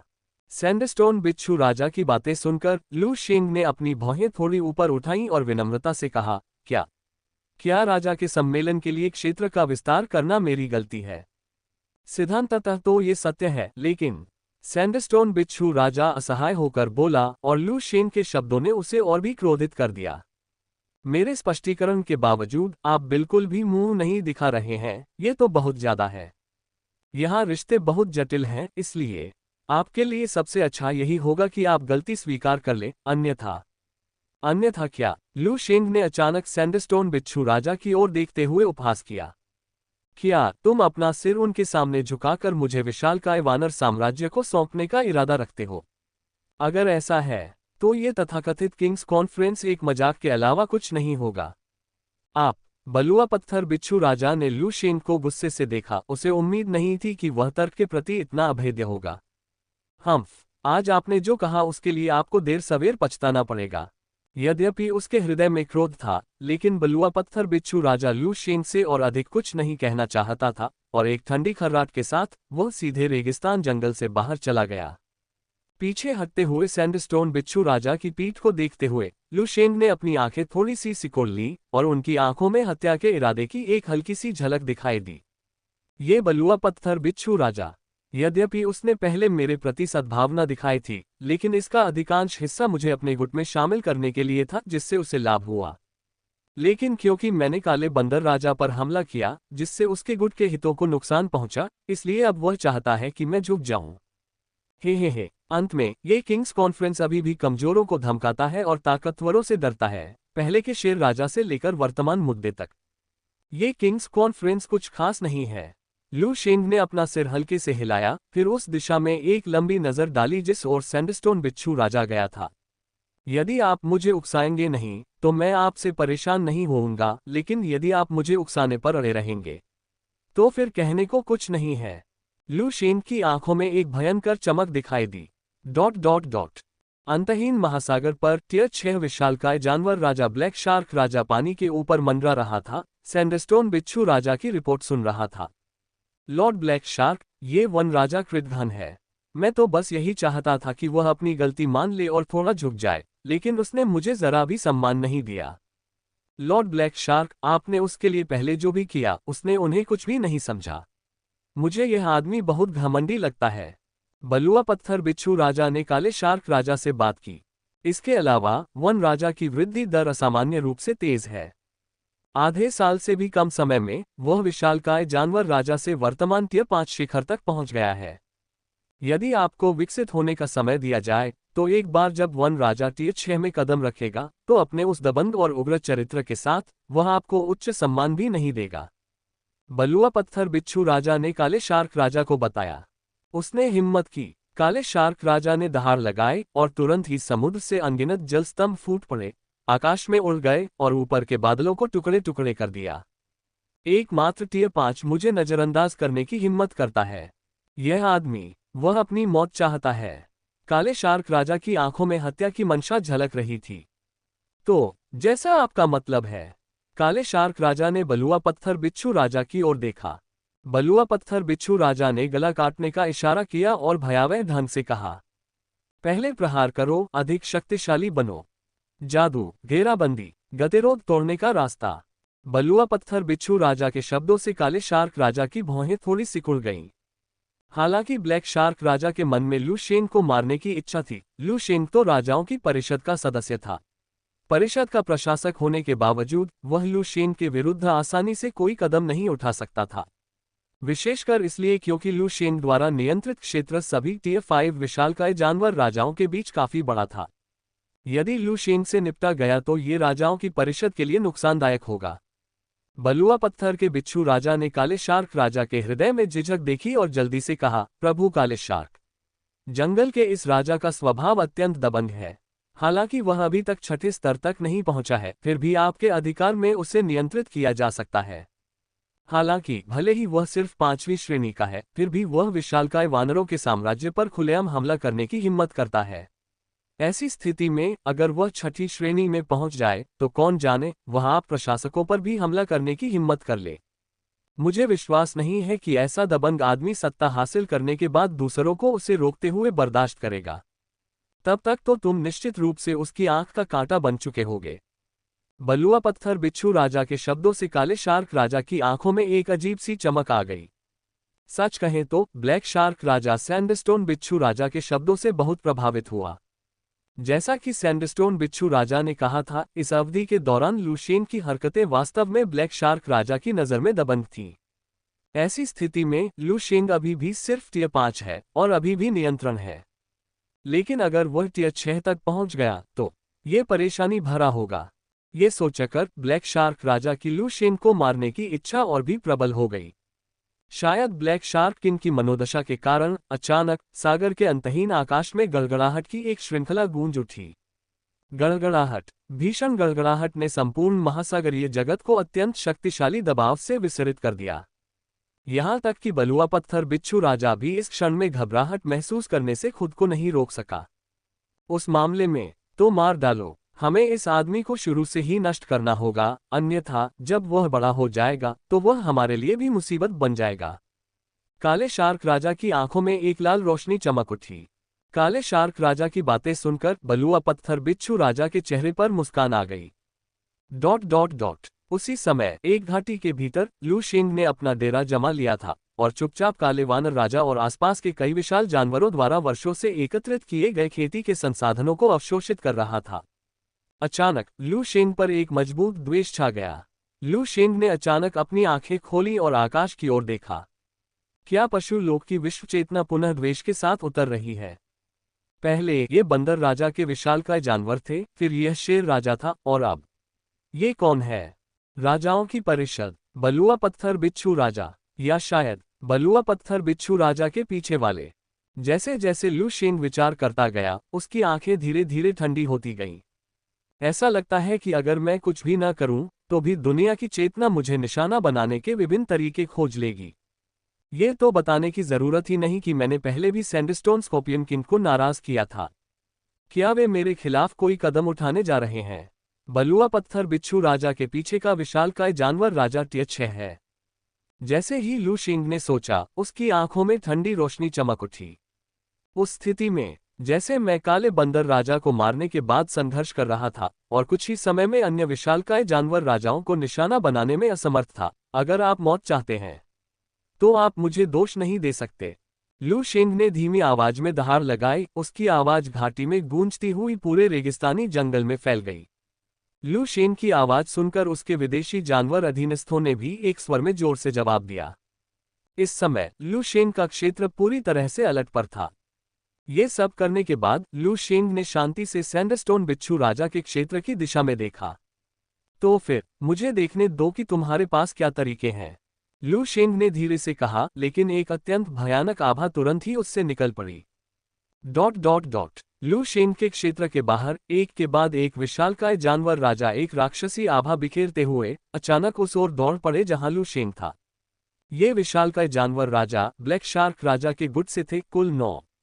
उनमें से सबसे कमजोर के पास मध्य चरण टियर 5 की साधना थी और यहां तक कि 3 टियर 5 शिखर विशाल जानवर राजा भी थे।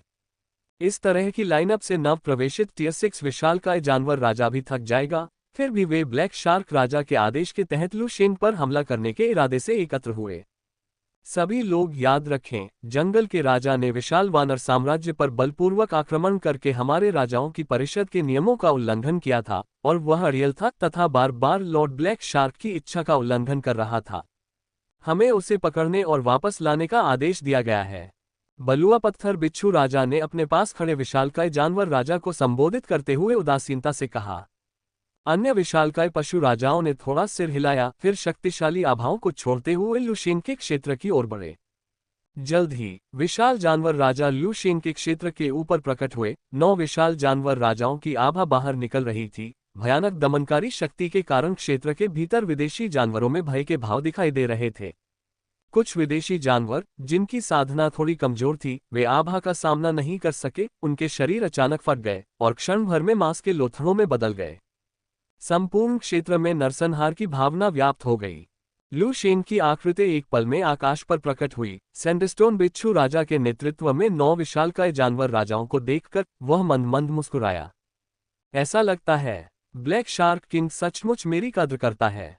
वास्तव में मेरे विरुद्ध 9 विशालकाय पशु राजाओं को भेज रहा हूं। लू शेंग ने शांति से बात की, लेकिन उसके शब्दों में हत्या की मंशा झलक रही थी, जिससे आसपास का तापमान अचानक गिर गया। बलुआ पत्थर बिच्छू राजा के चेहरे पर हल्की सी चमक आ गई और वह चिल्लाया, जंगल के राजा, तुमने पहले राजा के सम्मेलन के नियमों का उल्लंघन किया था। आज मैं राजा के सम्मेलन के नियमों को बनाए रखने के लिए तुम्हारा वध करूंगा। सैंडस्टोन बिच्छू राजा की फटकार का सामना करते हुए लू शेंग ने उपहास किया। क्या बकवास नियम है, ये तो बस मुट्ठी के आकार का है। तुम मुझे मारना चाहते हो? बिल्कुल, मैं भी तुम्हें मारना चाहता हूं। जैसे ही लू शेंग के शब्द निकले, एक क्षण में मौत की खामोशी की धूसर सांसें निकल गईं। धमाका, भयानक विस्फोट अचानक फूट पड़े, साथ ही अत्यंत भयानक ऊर्जा तरंगें भी निकली, जिससे आसपास का शून्य तरंगित हो गया। प्रत्येक विशालकाय पशु राजा के हाव भाव थोड़े बदल गए, यहाँ तक कि 3-5 शिखर वाले विशालकाय पशु राजा भी एक जैसे थे। वे भयावह ऊर्जा के तहत मौत के खतरे को स्पष्ट रूप से महसूस कर सकते थे। यह आदमी, इसकी ताकत सचमुच बहुत शक्तिशाली है। सैंडस्टोन बिच्छू राजा ने लू शेंग की ओर देखा, उसकी आंखों में भय बढ़ता जा रहा था। हमें इस आदमी को मारना होगा, अन्यथा जब ये बड़ा हो जाएगा तो ये पूरी तरह से बेकाबू हो जाएगा। किसी कारण से सैंडस्टोन बिच्छू राजा की लू शेंग को मारने की इच्छा अत्यंत प्रबल थी। मारना, बलुआ पत्थर बिच्छू राजा दहाड़ा। प्रत्येक विशालकाय जानवर राजा ने भयानक नरसंहार शुरू कर दिया, अचानक लू शेंग पर हमला किया। धमाका, कत्लेआम की लहरें अंतहीन गड़गड़ाहट की आवाजों के साथ उतर आईं। लू शेंग की आकृति लाल बिजली में बदल गई, लगातार इधर उधर घूम रही थी, इन विशालकाय जानवर राजाओं के वध से बचती हुई, जबकि ताकत में थोड़े कमजोर लोगों को निशाना बना रही थी। 9 विशालकाय पशु राजाओं, अभी मैं अपने मुख्य शरीर की शक्ति का उपयोग नहीं कर सकता, यह अभी भी कुछ हद तक कठिन है। मुझे अपनी शक्ति बढ़ाने के लिए इन विशालकाय पशु राजाओं की रक्त रेखाओं को खाना होगा, अन्यथा समय के साथ मैं नुकसान में भी पड़ सकता हूं। लू शेंग की आंखों में गंभीरता का भाव था, फिर उसने तेजी से मध्य स्तर के 5वें विशालकाय जानवर राजा के पास जाने का अवसर प्राप्त किया। बिना किसी हिचकिचाहट के उसके तीखे पंजे तुरंत नीचे उतर आए। स्क्विश, एक क्षण में विशालकाय जानवर राजा का शरीर लू शेंग के पंजों से बलपूर्वक कट गया, जिससे एक गंभीर घाव हो गया। खून की फुहारें निकलीं और लू शेंग के क्षेत्र पर फैल गईं। तुरंत लू शेंग ने कोई और संकोच नहीं किया, सीधे मध्य चरण टियर 5 विशालकाय जानवर राजा को काट लिया और प्रतिद्वंद्वी की रक्त रेखा शक्ति को उन्मत्तता से खा गया। लू शेंग के सामने उस विशालकाय जानवर राजा के पास प्रतिरोध करने की कोई शक्ति नहीं थी। शेष विशालकाय जानवर राजाओं ने ये दृश्य देखा, लू शेंग की निर्दयता को देखकर अपने दिलों में डर महसूस करने से खुद को नहीं रोक सके। लू शेंग बस बहुत पागल था। यद्यपि ये विशालकाय पशु राजा रक्त और अग्नि से उठे थे, फिर भी वे अपने सिर में झुनझुनी महसूस करने से खुद को नहीं रोक सके। उस पर हमला करो, अन्यथा एक बार जब वह अधिक रक्तरेखा शक्ति खा लेगा, एक एक करके टूट जाएगा, तो हम उसके प्रतिद्वंद्वी नहीं रहेंगे। सैंडस्टोन बिच्छू राजा दहाड़ता रहा और बोलने के बाद वह लू शेंग पर हमला करने वाला पहला व्यक्ति था। शेष विशालकाय पशु राजाओं ने भी प्रतिक्रिया व्यक्त की तथा एक बार फिर लू शेंग पर कत्लेआम की लहरें बरसाईं। लू शेंग का शरीर थोड़ा कांप रहा था, वह विशालकाय जानवर राजा के हमले को बलपूर्वक झेल रहा था, फिर भी उसने उस विशालकाय जानवर राजा की रक्त रेखा शक्ति को खाना जारी रखा। लू शेंग को अच्छी तरह से पता था कि इन प्राणियों की घेराबंदी में जीवित रहने के लिए उसे अधिक रक्त रेखा शक्ति का उपभोग करना होगा। ये जीव, ये सब मर जाएंगे। लू शेंग की आंखों में हत्या की भावना फूट पड़ी। जल्द ही लू शेंग ने विशालकाय जानवर राजा की रक्त रेखा शक्ति को अवशोषित कर लिया, अपनी आभा को हिलाते हुए आने वाले नरसंहार के हमलों को चकमा दे दिया। अभी भी पर्याप्त नहीं है, केवल एक विशालकाय जानवर राजा का रक्त पर्याप्त नहीं है। छठी श्रेणी में पहुंचने के लिए मुझे कम से कम 3 विशालकाय पशु राजाओं के वंश की आवश्यकता है। लू शेंग का शरीर जख्मों से भरा हुआ था, फिर भी वह दर्द से बेखबर लग रहा था और केवल अपने सामने खड़े विशालकाय जानवर राजाओं पर अपनी भयंकर निगाहें गड़ाए हुए था। उन्हें एक एक करके पराजित करना, द्वेष तीव्र होना, काला शार्क राजा का आगमन।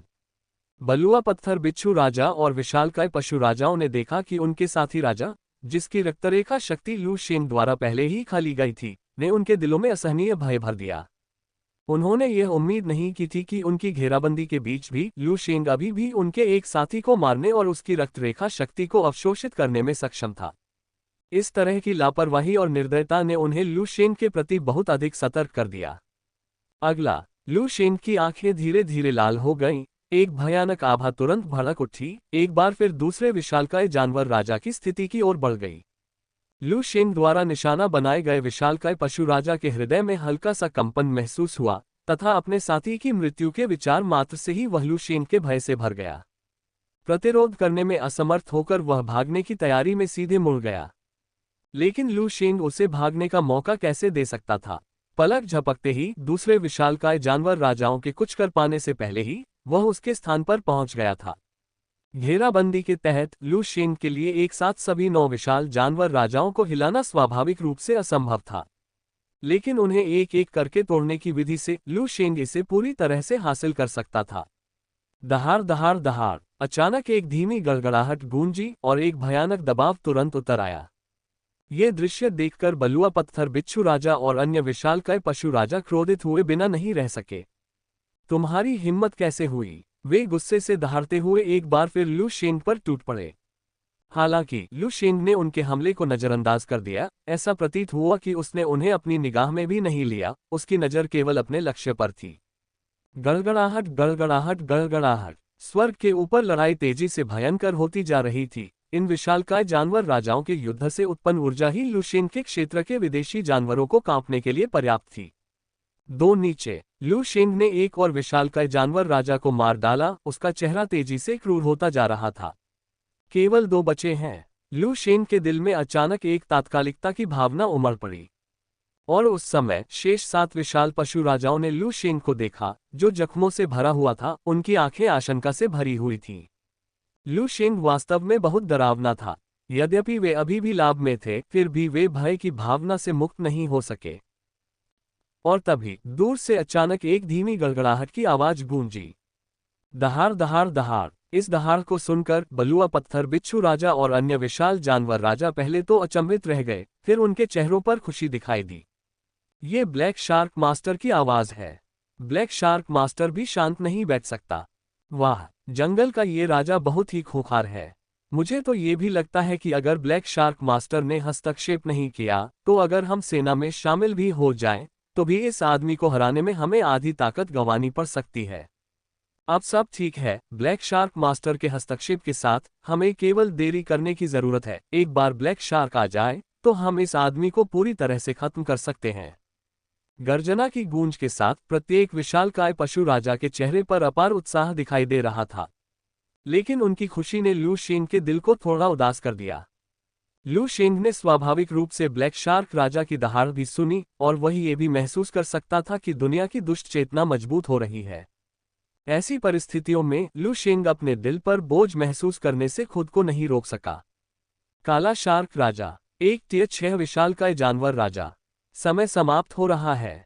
लू शेंग के दिल में अचानक एक दबावपूर्ण आवश्यकता पैदा हो गई। लू शेंग को अच्छी तरह पता था कि यद्यपि 5वीं श्रेणी के 9 विशालकाय पशु राजा काफी दबाव डाल रहे थे, फिर भी एक मौका था। लेकिन एक बार जब टियर 6 ब्लैक शार्क किंग युद्ध के मैदान में शामिल हो गया, यदि उसके पास टियर 6 की शक्ति नहीं होती तो यह एक मृतंत होता। उस समय क्लोनों को मुख्य शरीर में वापस लाने से ज्यादा वृद्धि नहीं होगी, यहां तक कि टियर 6 पीक ऊर्जा की पिछली कमी की पूर्ति भी नहीं होगी। इन परिस्थितियों में लू शेंग की आंखों में निर्दयी चमक और भी प्रबल हो गई। जल्दी करो, केवल 2 विशाल जानवर राजा बचे हैं। लू शेंग की नजर विशालकाय जानवरों के राजाओं में से एक पर पड़ी। उसकी भयंकर निगाह से दूसरे का शरीर थोड़ा कांप उठा और प्राणघातक खतरे की भावना उभर आई। अगले ही पल लू शेंग का शरीर फिर से आगे बढ़ा। उसे रोको, हम इस आदमी को फिर से सफल नहीं होने दे सकते, अन्यथा अगर ब्लैक शार्क मास्टर हमें दोषी ठहराता है तो हम दोषी होंगे। लू शेंग की निगाहों के नीचे विशालकाय जानवर राजा ने धीमी आवाज में गुर्राहट की। सैंडस्टोन बिच्छू राजा और अन्य लोगों के चेहरे काले पड़ गए, फिर भी उन्होंने तुरंत लू शेंग को रोकने की कोशिश की। लेकिन लू शेंग को रोकने में सभी 9 विशालकाय पशु राजाओं की पिछली असफलता के बाद और अब केवल 7 ही बचे हैं, जिनमें से एक लू शेंग का लक्ष्य है। वे लू शेंग को कैसे रोक सकते थे? बिना किसी आश्चर्य के लू शेन की निगाह में विशालकाय जानवर राजा फिर से मारा गया, उसकी रक्त रेखा शक्ति नष्ट हो गई।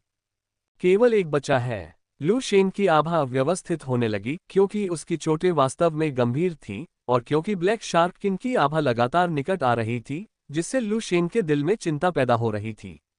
अगले ही पल लू शेन की नजर सीधे सैंडस्टोन बिच्छू राजा पर पड़ी। यह आदमी। लू शेन की आंखों में हत्या की मंशा की एक झलक दिखाई दी। लू शेन द्वारा निशाना बनाए जाने पर सैंडस्टोन बिच्छू राजा को अपने दिल में अचानक झटका महसूस हुआ। एक बुरा पूर्वाभास अचानक पैदा हुआ और जैसे ही लू शेन एक लाल बिजली में बदल गया और उस पर हमला किया, बिच्छू राजा के दिल में डर की भावना भर गई। अच्छा नहीं, इस आदमी ने मुझे निशाना बनाया है। बिच्छू राजा के हृदय में निराशा उमड़ पड़ी जब उसने उन विशालकाय पशु राजाओं को याद किया जो लू शेन के हाथों मारे गए थे, जिससे वह भय से भर गया। बिना किसी हिचकिचाहट के सैंडस्टोन बिच्छू राजा मुड़ा और भाग गया। भले ही यह कृत्य बेहद अपमानजनक था, लेकिन यह लू शेन के हाथों मरने से बेहतर था। हालांकि लू शेन पूरी तरह से सैंडस्टोन बिच्छू राजा पर ही केंद्रित था तथा आसपास के अन्य विशालकाय जानवर राजाओं को अनदेखा कर रहा था, जो लगातार उसका पीछा कर रहे थे। अरे, लॉर्ड ब्लैक शार्क अभी तक क्यों नहीं आया? सैंडस्टोन बिच्छू राजा को लू शेन के करीब आने का एहसास हुआ। वह मानसिक रूप से टूट गया और अंदर ही अंदर हताशा में चिल्लाने लगा। वह अपने शरीर के भीतर की ऊर्जा को तेजी से जला रहा था, अपनी गति बढ़ाने और समय खरीदने की कोशिश कर रहा था। काले शार्क राजा के आगमन की प्रतीक्षा कर रहा था, फिर भी अपने प्रयासों के बावजूद लंबे समय तक रुकना मुश्किल था। लू शेन करीब आ रहा था और करीब। मेरे लिए मरो। लू शेन ने एक धीमी गर्जना की और एक मौत की खामोशी भरी सांस तुरंत फूट पड़ी, जिसने सैंडस्टोन बिच्छू राजा को अपने आगोश में ले लिया और भयानक शक्ति उसके शरीर को छेदती हुई निकल गई। हालांकि सौभाग्य से अंतिम चरण के 5वें स्तर के विशालकाय पशु राजा के रूप में इसकी जीवन शक्ति अभी भी अविश्वसनीय रूप से दुर्जेय थी, जिससे इसे छेद दिए जाने के बाद भी जीवन शक्ति बनाए रखने में मदद मिली। लेकिन गंभीर रूप से घायल सैंडस्टोन बिच्छू राजा की गति निस्संदेह बहुत धीमी हो गई। एक क्षण में ही लू शेन ने उसे पकड़ लिया। अच्छा नहीं, मैं बर्बाद हो गया हूं। बलुआ पत्थर बिच्छू राजा के शिष्यों में भय भर गया और इसी समय कुछ ही दूर से एक गहरी गर्जना की आवाज आई। वहीं रुक जाओ। इस आवाज में अविश्वसनीय रूप से भयानक दबाव था, जिसने दूरी के बावजूद पूरे देश में रहने वाले सभी जीवों की आत्माओं को हिलाकर रख दिया। यह आवाज सुनकर बलुआ पत्थर बिच्छू राजा का पहले से पूरी तरह से उजाड़ दिल फिर से जीवंत हो गया। भगवान ब्लैक शार्क, मुझे बचाओ। बलुआ पत्थर बिच्छू राजा आश्चर्य से बोला। हालांकि इस समय लू शेन का पंजा तुरंत गिर गया। ब्लैक शार्क किंग की आवाज को पूरी तरह से नजरअंदाज करना। पूफ! जैसे ही पंजा नीचे उतरा, खून बिखर गया और सैंडस्टोन बिच्छू राजा की अभिव्यक्ति इस समय पूरी तरह से जम गई। लू शेंग ने बिना किसी भाव के अपना सिर नीचे कर लिया, अपना मुंह खोला और सीधे सैंडस्टोन बिच्छू राजा के शरीर को काट लिया और उसे खाना शुरू कर दिया। अशिष्टता! दूर से काले शार्क राजा की उग्र आवाज फिर से गूंज उठी, जिससे आसपास के स्थान में लहरें फैल गईं।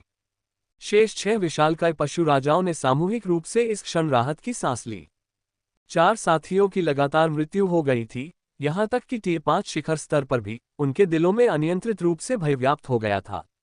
अगले ही क्षण आकाश और पृथ्वी के बीच एक विशालकाय आकृति प्रकट हुई, जिसके शरीर से भयानक आभा निकल रही थी। यहां तक कि सूर्य की रोशनी भी काफी धीमी हो गई। ब्लैक शार्क राजा की आकृति युद्ध के मैदान में प्रकट हुई। उसके विशाल रूप ने टियर 5 स्तर के विशालकाय जानवर राजाओं के बीच दहशत की लहरें पैदा कर दी। Lord black shark! शेष 6 विशालकाय जानवर राजाओं ने काले शार्क राजा के सामने सिर झुकाया। काले शार्क राजा की अभिव्यक्ति गंभीर थी, उसकी निगाह लू शेंग पर पड़ रही थी। इससे पहले उसने सैंडस्टोन बिच्छू राजा की लू शेंग के अत्यंत दबंग और विद्रोही होने की बातों को गंभीरता से नहीं लिया था, लेकिन अब ऐसा लग रहा था। यहां तक कि अपनी ही आवाज के हस्तक्षेप के बावजूद प्रतिद्वंद्वी ने उसका अनादर करने का साहस किया तथा बलपूर्वक सैंडस्टोन बिच्छू राजा का वध कर दिया। इससे ब्लैक शार्क राजा की लू शेंग के प्रति हत्या की मंशा और भी मजबूत हो गई। जंगल का राजा! ब्लैक शार्क राजा ने लू शेंग को गंभीरता से देखा। इस समय लू शेंग ने सैंडस्टोन बिच्छू राजा के मांस को पूरी तरह से खा लिया था। उसके मुंह पर खून के धब्बे थे, जिससे वह बेहद क्रूर दिखाई दे रहा था। काला शार्क राजा! लू शेंग ने काले शार्क राजा की ओर देखा और एक चमकदार मुस्कान के साथ मुस्कुराया। क्या तुम मुझे मारना चाहते हो? दुर्भाग्यवश आपको मौका नहीं मिलेगा। अशिष्टता। ब्लैक शार्क किंग दहाड़ा, उसके शरीर से TH6 की आभा तुरंत निकली, साथ ही एक अत्यंत भयानक ऊर्जा तूफान भी फूट पड़ा। मुझसे इस तरह बात करने की हिम्मत, तुम्हें ये हिम्मत किसने दी? एक धीमी गर्जना के साथ ब्लैक शार्क किंग अपने विशाल शरीर के साथ एक पल में लू शेन की ओर बढ़ा। इसकी गति लू शेन की पूरी गति से भी मेल नहीं खाती थी। ब्लैक शार्क राजा को मारना। लॉर्ड ब्लैक शार्क ने अंततः एक चाल चली है। ब्लैक शार्क राजा को कार्रवाई करते देख शेष 5 विशालकाय जानवर राजा राहत की सांस लेने से खुद को रोक नहीं सके और उनकी आंखें उत्साह से भर गईं। मैं मानता हूं कि जंगल का राजा भयानक रूप से शक्तिशाली है, लेकिन अब जब ब्लैक शार्क राजा ने चाल चल दी है तो जंगल का राजा बर्बाद हो गया है। ये सही है, आखिरकार जंगल का राजा 5वें चरण में हमारे जैसा ही है। भले ही हम उसका मुकाबला न कर सकें, लॉर्ड ब्लैक शार्क के हस्तक्षेप से यह आदमी निश्चित रूप से मारा जाएगा। ये बस अफसोस की बात है कि अगर हम आखिरी वार कर पाते तो शायद हम उसकी वंश शक्ति को नष्ट कर सकते थे। उसकी तेजी से उन्नति का मतलब जरूर यह है कि उसकी वंश शक्ति सरल नहीं है। इसे भूल जाओ, ऐसी रक्त संबंधी शक्ति हमारे लिए आनंद लेने के लिए नहीं है। लॉर्ड ब्लैक शार्क की कार्रवाई से हमारी राजा सभा को भी एक खतरे से छुटकारा मिल गया है। 5वें चरण के विशालकाय जानवर राजा एक के बाद एक बात कर रहे थे। लू शेन को ऐसे देख रहे थे जैसे वे किसी मृत व्यक्ति को देख रहे हों। लू शेन काले शार्क राजा को जानलेवा इरादे से अपनी ओर आते देख रहा था, लेकिन वह पूरी तरह से शांत रहा। ऐसा प्रतीत हो रहा था कि वह काले शार्क राजा के खतरे से अप्रभावित था। जब भयावह आभा फैल रही थी और आसपास के शून्य में लहरें उठ रही थीं, तब भी लू शेन अविचल और दृढ़ खड़ा था। प्रभावशाली आभा। कुछ मिनट पहले मैं शायद आपसे कुछ डर रहा था, पर अब लू शेन की आंखों में केवल शांत उदासीनता थी।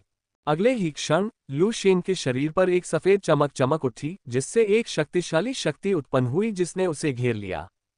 जैसे ही ब्लैक शार्क किंग सफेद रोशनी के पास पहुंचा, उसका विशाल शरीर अचानक कई 100 मीटर पीछे हट गया। ये है। काले शार्क राजा ने अपने सामने सफेद रोशनी को घूरा, उसकी आंखें क्रोध से चमक रही थीं। यह आदमी वास्तव में 6ठे चरण तक पहुंच रहा है। 6ठे चरण के विशालकाय जानवर राजा के रूप में ब्लैक शार्क राजा अच्छी तरह से जानता था कि यह सफेद रोशनी क्या दर्शाती है। यह स्पष्ट रूप से 5वें चरण के विशालकाय जानवर राजा के 6ठे चरण में प्रवेश का संकेत था। इस एहसास ने काले शार्क राजा की आंखों की गहराई में पश्चाताप की लहरें पैदा कर दी। उसने लू शेन की सफलता की इतनी जल्दी उम्मीद नहीं की थी। उसने बलुआ पत्थर के बिच्छू राजा की सलाह मान ली कि पहले काम करना चाहिए, फिर भी वह अभी भी एक कदम बहुत देर से था। काश मैंने पहले ही हमला कर दिया होता। लेकिन 6ठे चरण तक भी पहुंच गए तो क्या हुआ? मैंने पहले भी राजा सभा में 6ठे चरण के पशु राजाओं को मार डाला है। ठीक है, एक बार जब आप आगे बढ़ गए, मार डाला और खा गए, तो आप मुझे 6ठे चरण के अंत में आगे बढ़ा सकते हैं, जिससे मैं एक प्राचीन जानवर पूर्वज बनने के करीब पहुंच जाऊंगा। काले शार्क राजा की आंखों में एक जटिल चमक थी, जिसमें विभिन्न प्रकार की भावनाएं थीं, जब वह सफेद रोशनी को देख रहा था। आकाश के ऊपर श्वेत आभा निरंतर चमकती रही, जिससे एक अत्यंत शक्तिशाली आभा का आभास हुआ, जो धीरे धीरे प्रकाश से बाहर निकलती रही। जैसे जैसे समय बीतता गया, सफेद रोशनी धीरे धीरे फीकी पड़ती गई और लू शेन का विशाल रूप प्रकट होने लगा। 6ठे चरण की अनूठी आभा लू शेन के रूप से गरजने लगी। गड़गड़ाहट। इस समय अनजाने में ही आसमान में काले बादल छा गए, जिनके भीतर बिजली चमक रही थी और संसार में दमनकारी वातावरण भर गया। गड़गड़ाहट की आवाज गूंज उठी, जो आकाश और पृथ्वी में देवताओं की दहाड़ की तरह गूंज रही थी। पशु लोक की विश्व चेतना फिर से शुरू हो रही है। लू शेन ने अपनी आंखें थोड़ी सिकोड़ लीं और ठंडी सांसों से आकाश की ओर देखने लगा। पहले मैं तुमसे कुछ डरता था, लेकिन अब 6ठे चरण के रूप में मैं अपने वास्तविक स्वरूप की शक्ति का उपयोग कर सकता हूं, जिससे विश्व चेतना मेरे विरुद्ध असहाय हो जाएगी। लू शेन ने धीमी आवाज में कहा। जैसे ही लू शेन की आवाज गिरी, मानव संघ में star river star system, marshal immortal villa, celestial brilliance star. Lu Shen का असली रूप अचानक अपनी आंखें खोल गया। अवतार 6ठे चरण पर पहुंच गया है। चूंकि मामला ऐसा है, लू शेन ने धीरे से अपनी उंगलियां फैलाईं, जिससे लाल रंग की रोशनी तुरंत उड़ी और एक लंबे इंद्रधनुष में बदल गई। असेंशन फैक्शंस के super long distance teleportation array के जरिए ये तुरंत 20 लोक तक पहुंच गई और उस पर उतर आए। लाल रंग की रोशनी लू शेन के विशाल रूप में विलीन हो गई तथा उसे रक्त रंग के वस्त्र जैसी ऊर्जा की एक परत से ढक दिया। लू शेन की नजर काले शार्क राजा पर टिक गई, जिससे राजा एक नजर में ही थोड़ा कांप गया। यह आदमी, उसकी एक नजर से ही मुझे डर क्यों लगता है? क्या हो रहा है? ब्लैक शार्क किंग आश्चर्य से चिल्लाया। उसे उम्मीद नहीं थी कि छठे चरण के बाद लू शेन इतना बड़ा दबाव डालेगा। धोखा। मैं छठे चरण का विशालकाय जानवर राजा हूं और तुम, जो अभी अभी यहां से निकले हो, इस तरह मेरी नजरों से मिलने की हिम्मत कर रहे हो। काले शार्क राजा ने गुस्से से गुर्राते हुए धीमी गर्जना की और ऊंची लहरें बुलाईं, जिनके भीतर भयानक जलस्तंभ गरज रहे थे। ऐसा लग रहा था जैसे पानी के स्तंभों में एक सर्वभेदी शक्ति समाहित हो, जो लू शेंग की ओर भयंकर रूप से टूट रही थी। हालांकि इस समय लू शेंग ने पहले ही अपने असली रूप की शक्ति को प्रदर्शित कर दिया था और ब्लैक शार्क किंग का हमला उसे एक बच्चे के खिलौने जैसा लग रहा था। बहुत दुर्बल, लू शेंग ने उदासीनता से कहा, और अपने पंजे के अचानक प्रहार से उसने आसानी से ब्लैक शार्क राजा के हमले को विफल कर दिया। अगले ही पल ये चेन की आकृति अचानक वहां से गायब हो गई जहां वह खड़ा था, और ब्लैक शार्क किंग के ठीक सामने प्रकट हो गई। ब्लैक शार्क किंग की पुतलियां तेजी से सिकुड़ गईं। उसने उम्मीद नहीं की थी कि लू शेंग इतनी तेज गति से पल भर में उसके सामने प्रकट हो जाएगा। इससे पहले कि ब्लैक शार्क राजा प्रतिक्रिया कर पाता, लू शेंग का पंजा फिर से वार कर गया। शुद्ध शारीरिक शक्ति बिना किसी अन्य शक्ति के तुरंत ही काले शार्क राजा के शरीर पर प्रवाहित हो गई। पुच्छी। एक पल में ब्लैक शार्क राजा का भौतिक रूप अप्रत्याशित रूप से लू शेंग द्वारा फाड़ दिया गया। उसकी विशाल जीवन शक्ति को शरीर को ठीक करने का समय भी नहीं मिला, इससे पहले कि लू शेंग ने उसे काट दिया और रोक दिया। टकराना। एक धीमे विस्फोट के साथ ब्लैक शार्क किंग का शरीर रक्त और मांस के बम की तरह फट गया और सभी दिशाओं में बिखर गया। हालांकि शरीर के विस्फोट से पहले ही लू शेंग ने ब्लैक शार्क किंग के भीतर से रक्तरेखा शक्ति को पूरी तरह से निगल लिया था। ये सब खत्म करने के बाद लू शेंग की नजर धीरे धीरे शेष 5 विशालकाय जानवर राजाओं पर पड़ी। अब आपकी बारी है। उस मधुर आवाज से उन विशालकाय पशु राजाओं के शरीर लगातार कांपने लगे। मास्टर ब्लैक शार्क वास्तव में मर चुका है। प्रत्येक विशालकाय पशु राजा की पुतलियां बार बार कांप रही थीं, मानो वे कुछ भयानक देख रहे हों। वे इस बात पर विश्वास नहीं कर सकते थे कि ब्लैक शार्क राजा सभा में छठे स्तर का व्यक्ति था, और यहां तक कि सभी छठे स्तर के विशालकाय जानवर राजाओं में से एक सर्वश्रेष्ठ माना जाता था। लू शेंग द्वारा इतनी आसानी से मार दिया गया था। इससे उनके विश्व दृष्टिकोण पर गहरा प्रभाव पड़ा। हालांकि लू शेंग को इस बात की परवाह नहीं थी कि वे उस समय क्या सोच रहे थे। उसकी नज़र में वे पहले से ही उसकी अपनी ताकत बढ़ाने के लिए साधना संसाधन बन चुके थे। लू शेंग ने तुरंत कार्रवाई की, इन विशालकाय जानवर राजाओं को आसानी से मार डाला और फिर उनके शरीर को पूरी तरह से खा लिया। तभी लू शेंग ने अपने अधीनस्थों को क्षेत्र के भीतर युद्ध क्षेत्र को साफ करने का निर्देश दिया। फिर लू शेंग आकाश की ओर देखते हुए हवा में मंडरा रहा था। अब छठी श्रेणी ब्लैक शार्क राजा की रक्तरेखा शक्ति तथा अन्य 5 विशालकाय पशु राजाओं की रक्तरेखा शक्ति को निगलने के बाद भले ही मैं छठे स्तर के मध्य तक आगे नहीं बढ़ सकता, मैं इस क्षेत्र तक असीमित रूप से पहुंच सकता हूं। और अब मूल शक्ति के एक हिस्से के साथ जिसे जुटाया जा सकता है, ये दुनिया अब मेरे लिए कोई खतरा नहीं है। अगर ऐसा है तो शायद मैं पूरी राजा सभा को एकजुट कर सकता हूं।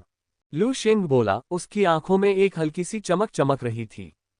पशु क्षेत्र में तेजी से मजबूत होने के लिए अधिक विदेशी जानवरों को खाना होगा और अधिक बड़े क्षेत्रों की आवश्यकता होगी। केवल इसी तरीके से कोई अपनी ताकत तेजी से बढ़ा सकता है। वर्तमान में लू शेंग के पास पहले से ही छठी स्तरीय साधना थी, और ऐसी परिस्थितियों में यदि वह पूरी राजा सभा को एकजुट कर सके तो इससे उसकी शक्ति में तेजी से वृद्धि हो सकेगी। इस प्रकार 7वें स्तर तक पहुंचकर पूरे पशु क्षेत्र को अपनी साधना कॉलोनी में बदल दिया, जिससे मूल शरीर की शक्ति और भी अधिक मजबूत हो गई। रक्त वंश को परिष्कृत करने के बाद अब संपूर्ण राजा सभा को एकजुट करने का समय होगा। लू शेंग ने ऊपर आसमान की ओर गहरी नजर डाली, जहां अभी भी गड़गड़ाहट हो रही थी। स्पष्ट रूप से पशुलोक की विश्व चेतना इस समय लू शेंग को चेतावनी दे रही थी। हालांकि विश्व चेतना की चेतावनी के बावजूद लू शेंग अप्रभावित रहा और सीधे घाटी की ओर लौट गया, जहां उसने अपने भीतर रक्तरेखा शक्ति को परिष्कृत करने के लिए ड्रैगन परिवर्तन तकनीक का संचालन शुरू किया। ... राजा सभा में घाटी के भीतर एक के बाद एक विशाल आकृतियां घाटी में स्थापित हो गईं। इनमें से हर विशाल आकृति से छठी मंजिल का आभा मंडल निकल रहा था, जिससे आसपास का स्थान कुछ अस्त व्यस्त सा लग रहा था। काला शार्क राजा मर गया है, जंगल के राजा के हाथों मारा गया। घाटी में एक गहरी आवाज गूंजी, जिससे इन छठे स्तर के विशालकाय जानवर राजाओं ने गंभीर भाव प्रकट किए। दरअसल जब ब्लैक शार्क किंग ने लू शेंग पर हमला किया तो ये बात उनकी नजर से नहीं बची, नहीं ये तथ्य कि लू शेंग ने ब्लैक शार्क किंग को मार डाला था। राजा सभा को पहले से ही पता था कि ब्लैक शार्क राजा की मृत्यु लू शेंग के हाथों हुई थी। इससे वहां उपस्थित छठे स्तर के कई विशालकाय पशु राजाओं के चेहरे पर गंभीर भाव प्रकट हुए। आखिरकार उनमें से ब्लैक शार्क किंग को एक मध्यम रूप से मजबूत व्यक्ति माना जाता था, फिर भी उसकी मृत्यु हो गई। 3 सिर वाला ड्रैगन। अब हमारे लिए केवल एक ही काम है। एक विशालकाय राजा, जिसका आकार लगभग कई 100 मीटर था, धीरे धीरे बोलने लगा। उसकी आवाज अविश्वसनीय रूप से गहरी थी तथा उसके शरीर से एक शक्तिशाली आभा निकल रही थी। सभी लोग मैमथ राजा की ओर देख रहे थे, उसके शब्दों की प्रतीक्षा कर रहे थे। वह राजा की परिषद में निर्णय लेने वालों में से एक था और उसके पास छठे स्तर की साधना का अंतिम चरण था। अपनी जातीय शारीरिक खूबियों के साथ वह छठे स्तर के विशालकाय पशु राजा का भी सामना कर सकता था। या तो हम जंगल के राजा को काले शार्क राजा की जगह लेने देंगे, जिससे हमारे राजा की परिषद की प्रशासनिक शक्ति मजबूत होगी, या हम काले शार्क राजा का बदला लेने के लिए जंगल के राजा को मार देंगे। विशालकाय राजा की आवाज घाटी में गूंज उठी, जिससे राजा की परिषद के कई विशालकाय पशु राजाओं की आंखें चिंतन से चमक उठीं। स्पष्टतः वे मैमथ राजा के 2 प्रस्तावों पर विचार करने लगे। इस समय एक अदृश्य शक्ति अचानक स्वर्ग और पृथ्वी पर लहरों की तरह फैल गई, जिसने पूरे घाटी को घेर लिया। एक क्षण में इन विशालकाय पशु राजाओं की आंखों के भाव बदल गए और उनके शरीर से एक मजबूत आभा निकलने लगी। जल्द ही एक के बाद एक 6 के विशालकाय जानवर राजाओं ने बोलना शुरू कर दिया। जंगल का राजा बेहद क्रूर है। अगर वह हमारे राजा की परिषद का प्रशासक बन गया तो वह संभवतः सभी नियमों को नष्ट कर देगा। तब तक दुनिया में हमारे राजा की परिषद की प्रतिष्ठा को भारी नुकसान पहुंचेगा। इस आदमी ने आज ब्लैक शार्क राजा को मारने की हिम्मत की, कल ये हम में से किसी पर हमला करने की हिम्मत करेगा या नहीं, ये कहना मुश्किल है। मेरा सुझाव है हम अपने राजा की परिषद के नियमों को बनाए रखने के लिए जंगल के राजा को मार डालें। एक एक करके विशालकाय पशु राजाओं ने बात की और निर्णय पहले ही ले लिया गया था। विशालकाय राजा की आंखें भी लाल रंग की चमक से चमकने लगीं। फिर उसने अपनी सूंड ऊंची उठाए और कान फाड़ देने वाली दहाड़ लगाई। तो फिर जंगल के राजा को मार डालो। दूसरों के लिए एक उदाहरण के रूप में मैमथ राजा की आवाज के गिरने के साथ ही दहाड़ की एक श्रृंखला तुरंत पूरे घाटी में गूंज उठी। ध्वनि तरंगे फैल गईं, जिससे घाटी के चारों ओर हजारों मील तक फैले अनगिनत विदेशी जानवर भय से कांप उठे। ... कई दिनों के बाद लू शेंग ने घाटी में धीरे धीरे अपनी आंखें खोली और एक शक्तिशाली आभा उससे निकली। टियर 6 का प्रारंभिक चरण पहले से ही मध्य चरण के बहुत करीब। लू शेंग ने आलस से अपना शरीर फैलाया, उसका शरीर घाटी की ओर टकराया, जिससे पूरी घाटी हिल गई। अचानक लू शेंग की नजर दूर की ओर गई और उसकी आंखों में एक चमक चमक उठी। मैंने अभी तक तुमसे परेशानी मोल लेना भी शुरू नहीं किया है और तुम मेरे पास आ गए। लू शेंग के मुंह के कोने पर एक हल्का सा मोड़ बन गया। लू शेंग की धारणा में इस समय उसके क्षेत्र के बाहर शक्तिशाली आभाएं लगातार उसकी ओर आ रही थीं। इन आभाओं में से कुछ ऐसी भी थीं जो ब्लैक शार्क किंग से प्रतिद्वंद्विता करने में सक्षम थीं, और कुछ पिछले ब्लैक शार्क राजा से भी अधिक शक्तिशाली थे। ऐसा लगता है जितना अधिक समय मैं पशुलोक में रहूंगा उतना ही अधिक पशुलोक की विश्व चेतना मुझ पर प्रभाव डालेगी। अब विशाल पशु राजाओं की पूरी राजा परिषद पहले ही विश्व चेतना से प्रभावित हो चुकी है, लेकिन यह अच्छा है, मुझे उन पर एक एक करके विजय पाने की आवश्यकता नहीं है। लू शेंग थोड़ा मुस्कुराया और उसकी आकृति अचानक घाटी से गायब हो गई। जब वह पुनः प्रकट हुआ तो लू शेंग पहले से ही रेगिस्तानी जंगल के बाहर खड़ा था और शांति से उस दिशा की ओर देख रहा था जहां से आभा आ रही थी। जल्द ही कई विशालकाय आकृतियां एकत्रित होकर लू शेंग के सामने प्रकट हुईं। जंगल के राजा, तुमने हमारे राजा के परिषद प्रशासक को बिना अनुमति के मार डाला, तुम्हारा अपराध क्या है? एक क्षण में लू शेंग की ओर अंतहीन दबाव से भरी चीख फूट पड़ी। लू शेंग ने अपनी आंखें नीची कर लीं, बोलने में बहुत आलसी था, उसका शरीर बाहर की ओर दौड़ रहा था, जैसे मृत्युमय मौन श्वास की लहरें गरज रही थीं, अशांत ऊर्जा उतार चढ़ाव में लिपटी हुई। धमाका, आकाश और पृथ्वी पर गड़गड़ाहट की आवाजें गूंज उठी, भयावह ऊर्जा तरंगें उत्पन्न हुई, जिससे आसपास का स्थान थोड़ा कांप उठा। कत्लेआम पहले ही शुरू हो चुका था। धिक्कार है, इस आदमी ने हम पर सीधे हमला करने की हिम्मत की। छठे स्तर के विशालकाय पशु राजाओं ने लू शेंग की गतिविधियों को देखा और तुरंत क्रोधित होकर लू शेंग पर शक्तिशाली सेनाएं छोड़ दी। एक पल में टियर 6 जायंट बीस्ट किंग्स ने लू शेंग पर शक्तिशाली हमलों की एक श्रृंखला शुरू कर दी। हालांकि वर्तमान लू शेंग के सामने ये ताकतें बच्चों का खेल लगती थीं। लू शेंग की आंखों में एक हल्की चमक चमक उठी। मात्र एक क्षण में लू शेंग अपनी मूल शक्ति से जुड़ गया। अगले ही पल 5 तत्व विश्व दमन, एक शक्तिशाली दमनकारी शक्ति ने तुरंत ही संपूर्ण स्वर्ग और पृथ्वी को घेर लिया। एक क्षण में ही 7 स्तरीय ब्रह्मांडीय जीवन की दमनकारी उपस्थिति अवतरित हुई। हालांकि लू शेंग अपनी असली शक्ति का केवल एक अंश ही प्रदर्शित कर पा रहा था, फिर भी वह शक्ति 7 स्तरीय ब्रह्मांडीय जीवन की ही थी। इससे छठे स्तर के विशालकाय जानवर राजा लू शेंग के सामने पूरी तरह से शक्तिहीन हो गए। क्षण भर में ही वे दमनकारी शक्ति से घिर गए और जमीन पर गिर पड़े। ये शक्ति विशालकाय जानवर राजाओं के चेहरों पर भय दिखाई दिया और लू शेंग को देखते हुए उनकी आंखें आतंक से भर गईं। लू शेंग इत्मीनान से छठे दर्जे के विशालकाय पशु राजाओं में से एक के पास पहुंचा। उसकी हताश निगाहों के सामने उसने उसका गला काट लिया और उसकी रक्त शक्ति को बेतहाशा निगलने लगा। 1 2 3 चून की प्रत्येक छठे स्तर के विशालकाय जानवर राजा की रक्त शक्ति लू शेंग द्वारा नष्ट कर दी गई थी, इसलिए शेष छठे स्तर के विशालकाय जानवर राजाओं की आंखों में केवल आतंक ही दिखाई दे रहा था। नहीं नहीं, हम समर्पण करने को तैयार हैं। हमें मत मारो, हम आत्मसमर्पण करने को तैयार हैं। मृत्यु के सामने, यहाँ तक कि पशु लोक की विश्व चेतना के प्रभाव के बावजूद, उन्होंने उस क्षण लू शेंग का विरोध करने का साहस नहीं किया। वे केवल लू शेंग के अधीन जीवित रहना चाहते थे। हालांकि लू शेंग ने उन्हें नजरअंदाज कर दिया और लगातार इन विशालकाय जानवर राजाओं की रक्त शक्ति को खा गया। जब तक उसने छठी श्रेणी के विशालकाय पशु राजाओं की सभी वंशावलियों को पूरी तरह से नष्ट नहीं कर दिया, तब तक लू शेंग ने धीरे धीरे अपना सिर नहीं उठाया और एक अत्याचारी आभा उससे बाहर नहीं निकली। अब राजा सभा में मुझे कोई नहीं रोक सकता, लू शेंग ने आकाश की ओर मुस्कुराते हुए कहा, हालांकि यह स्पष्ट नहीं था कि वह किससे बात कर रहा था। राजा सभा में सभी विशालकाय पशु राजाओं के क्षेत्र, वे सभी अब मेरे हैं। लू शेंग ने हल्के से बात की, धीमी गर्जना की और अपने अधीनस्थों को अन्य विशालकाय पशु राजाओं के क्षेत्रों पर आक्रमण करने के लिए बुलाया। लू शेंग का स्वरूप इन क्षेत्रों से होकर गुजरा। अपनी भयावह दमनकारी उपस्थिति से उसने साधारण विशालकाय जानवरों और विदेशी जानवरों को तुरंत अपने अधीन कर लिया तथा उन्हें अपने सामने झुकने पर मजबूर कर दिया। ये प्रक्रिया कई दिनों तक चली और अंततः लू शेंग ने संपूर्ण राजा सभा को एकीकृत कर दिया। राजा सभा में सभी छठे स्तर के विशालकाय पशु राजाओं को लू शेंग ने खा लिया, जबकि 5वें स्तर के विशालकाय पशु राजाओं को छोड़ दिया गया।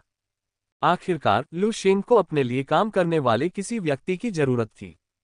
संपूर्ण राजा सभा को एकीकृत करने के बाद लू शेंग ने आदेश जारी करना शुरू किया। फिर वह उन रक्तवंशों को परिष्कृत करने के लिए एक घाटी में चला गया जिन्हें उसने पहले खा लिया था।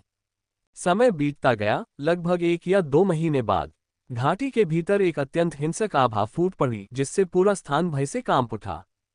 अगले ही पल 300 मीटर लंबा एक शरीर अचानक घाटी से बाहर निकल आया। 3 क्रूर अजगर सिर लगातार दहाड़ रहे थे। ये व्यक्ति कोई और नहीं बल्कि लू शेंग था। अपने भीतर की सारी रक्त शक्ति को परिष्कृत करने के बाद लू शेंग एक बार फिर विकसित हुआ। एक सिर से उसके 3 सिर हो गए, जिनमें से प्रत्येक अलग रंग प्रदर्शित करता था और अलग गुण दर्शाता था। मध्य छठी श्रेणी, अंतिम छठी श्रेणी से बस एक कदम दूर। मुझे उम्मीद नहीं थी कि जानवरों के दायरे में छठे स्तर तक साधना करना इतना मुश्किल होगा। इतने सारे छठे स्तर के विशालकाय जानवर राजाओं को खा लेने के बाद भी मैं छठे स्तर के अंत तक नहीं पहुंच पाया हूं।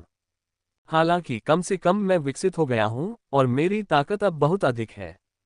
लू शेंग की आंखों में एक असाधारण चमक चमक उठी और उससे एक उभरती हुई आभा निकल पड़ी। मैंने राजा सभा को एकीकृत कर दिया है और सभी छठे स्तर के विशालकाय पशु राजाओं को निगल लिया है।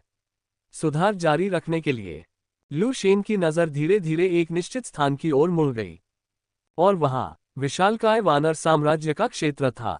विशालकाय वानर साम्राज्य। लू शेंग के होठों पर हल्की सी मुस्कान आ गई। मैं पहले आपसे शुरुआत करूंगा, लू शेंग ने हल्के से कहा, फिर आकाश की ओर गरजा।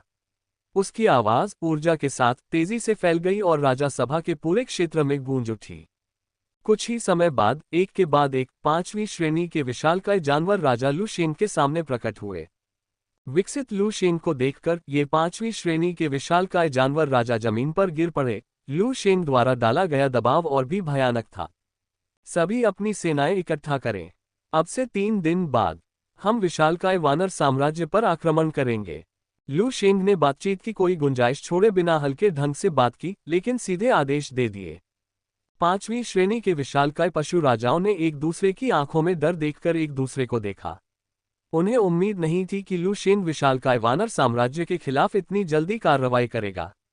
यद्यपि वे बहुत इच्छुक नहीं थे, लेकिन लू शेन की भयानक शक्ति के बारे में सोचते हुए उनके पास आज्ञा पालन के अलावा कोई विकल्प नहीं था। इसके बाद वे तितर बितर हो गए और अपने अपने क्षेत्रों से विदेशी जानवरों को इकट्ठा करके विशालकाय वानर साम्राज्य पर आक्रमण करने की तैयारी करने लगे।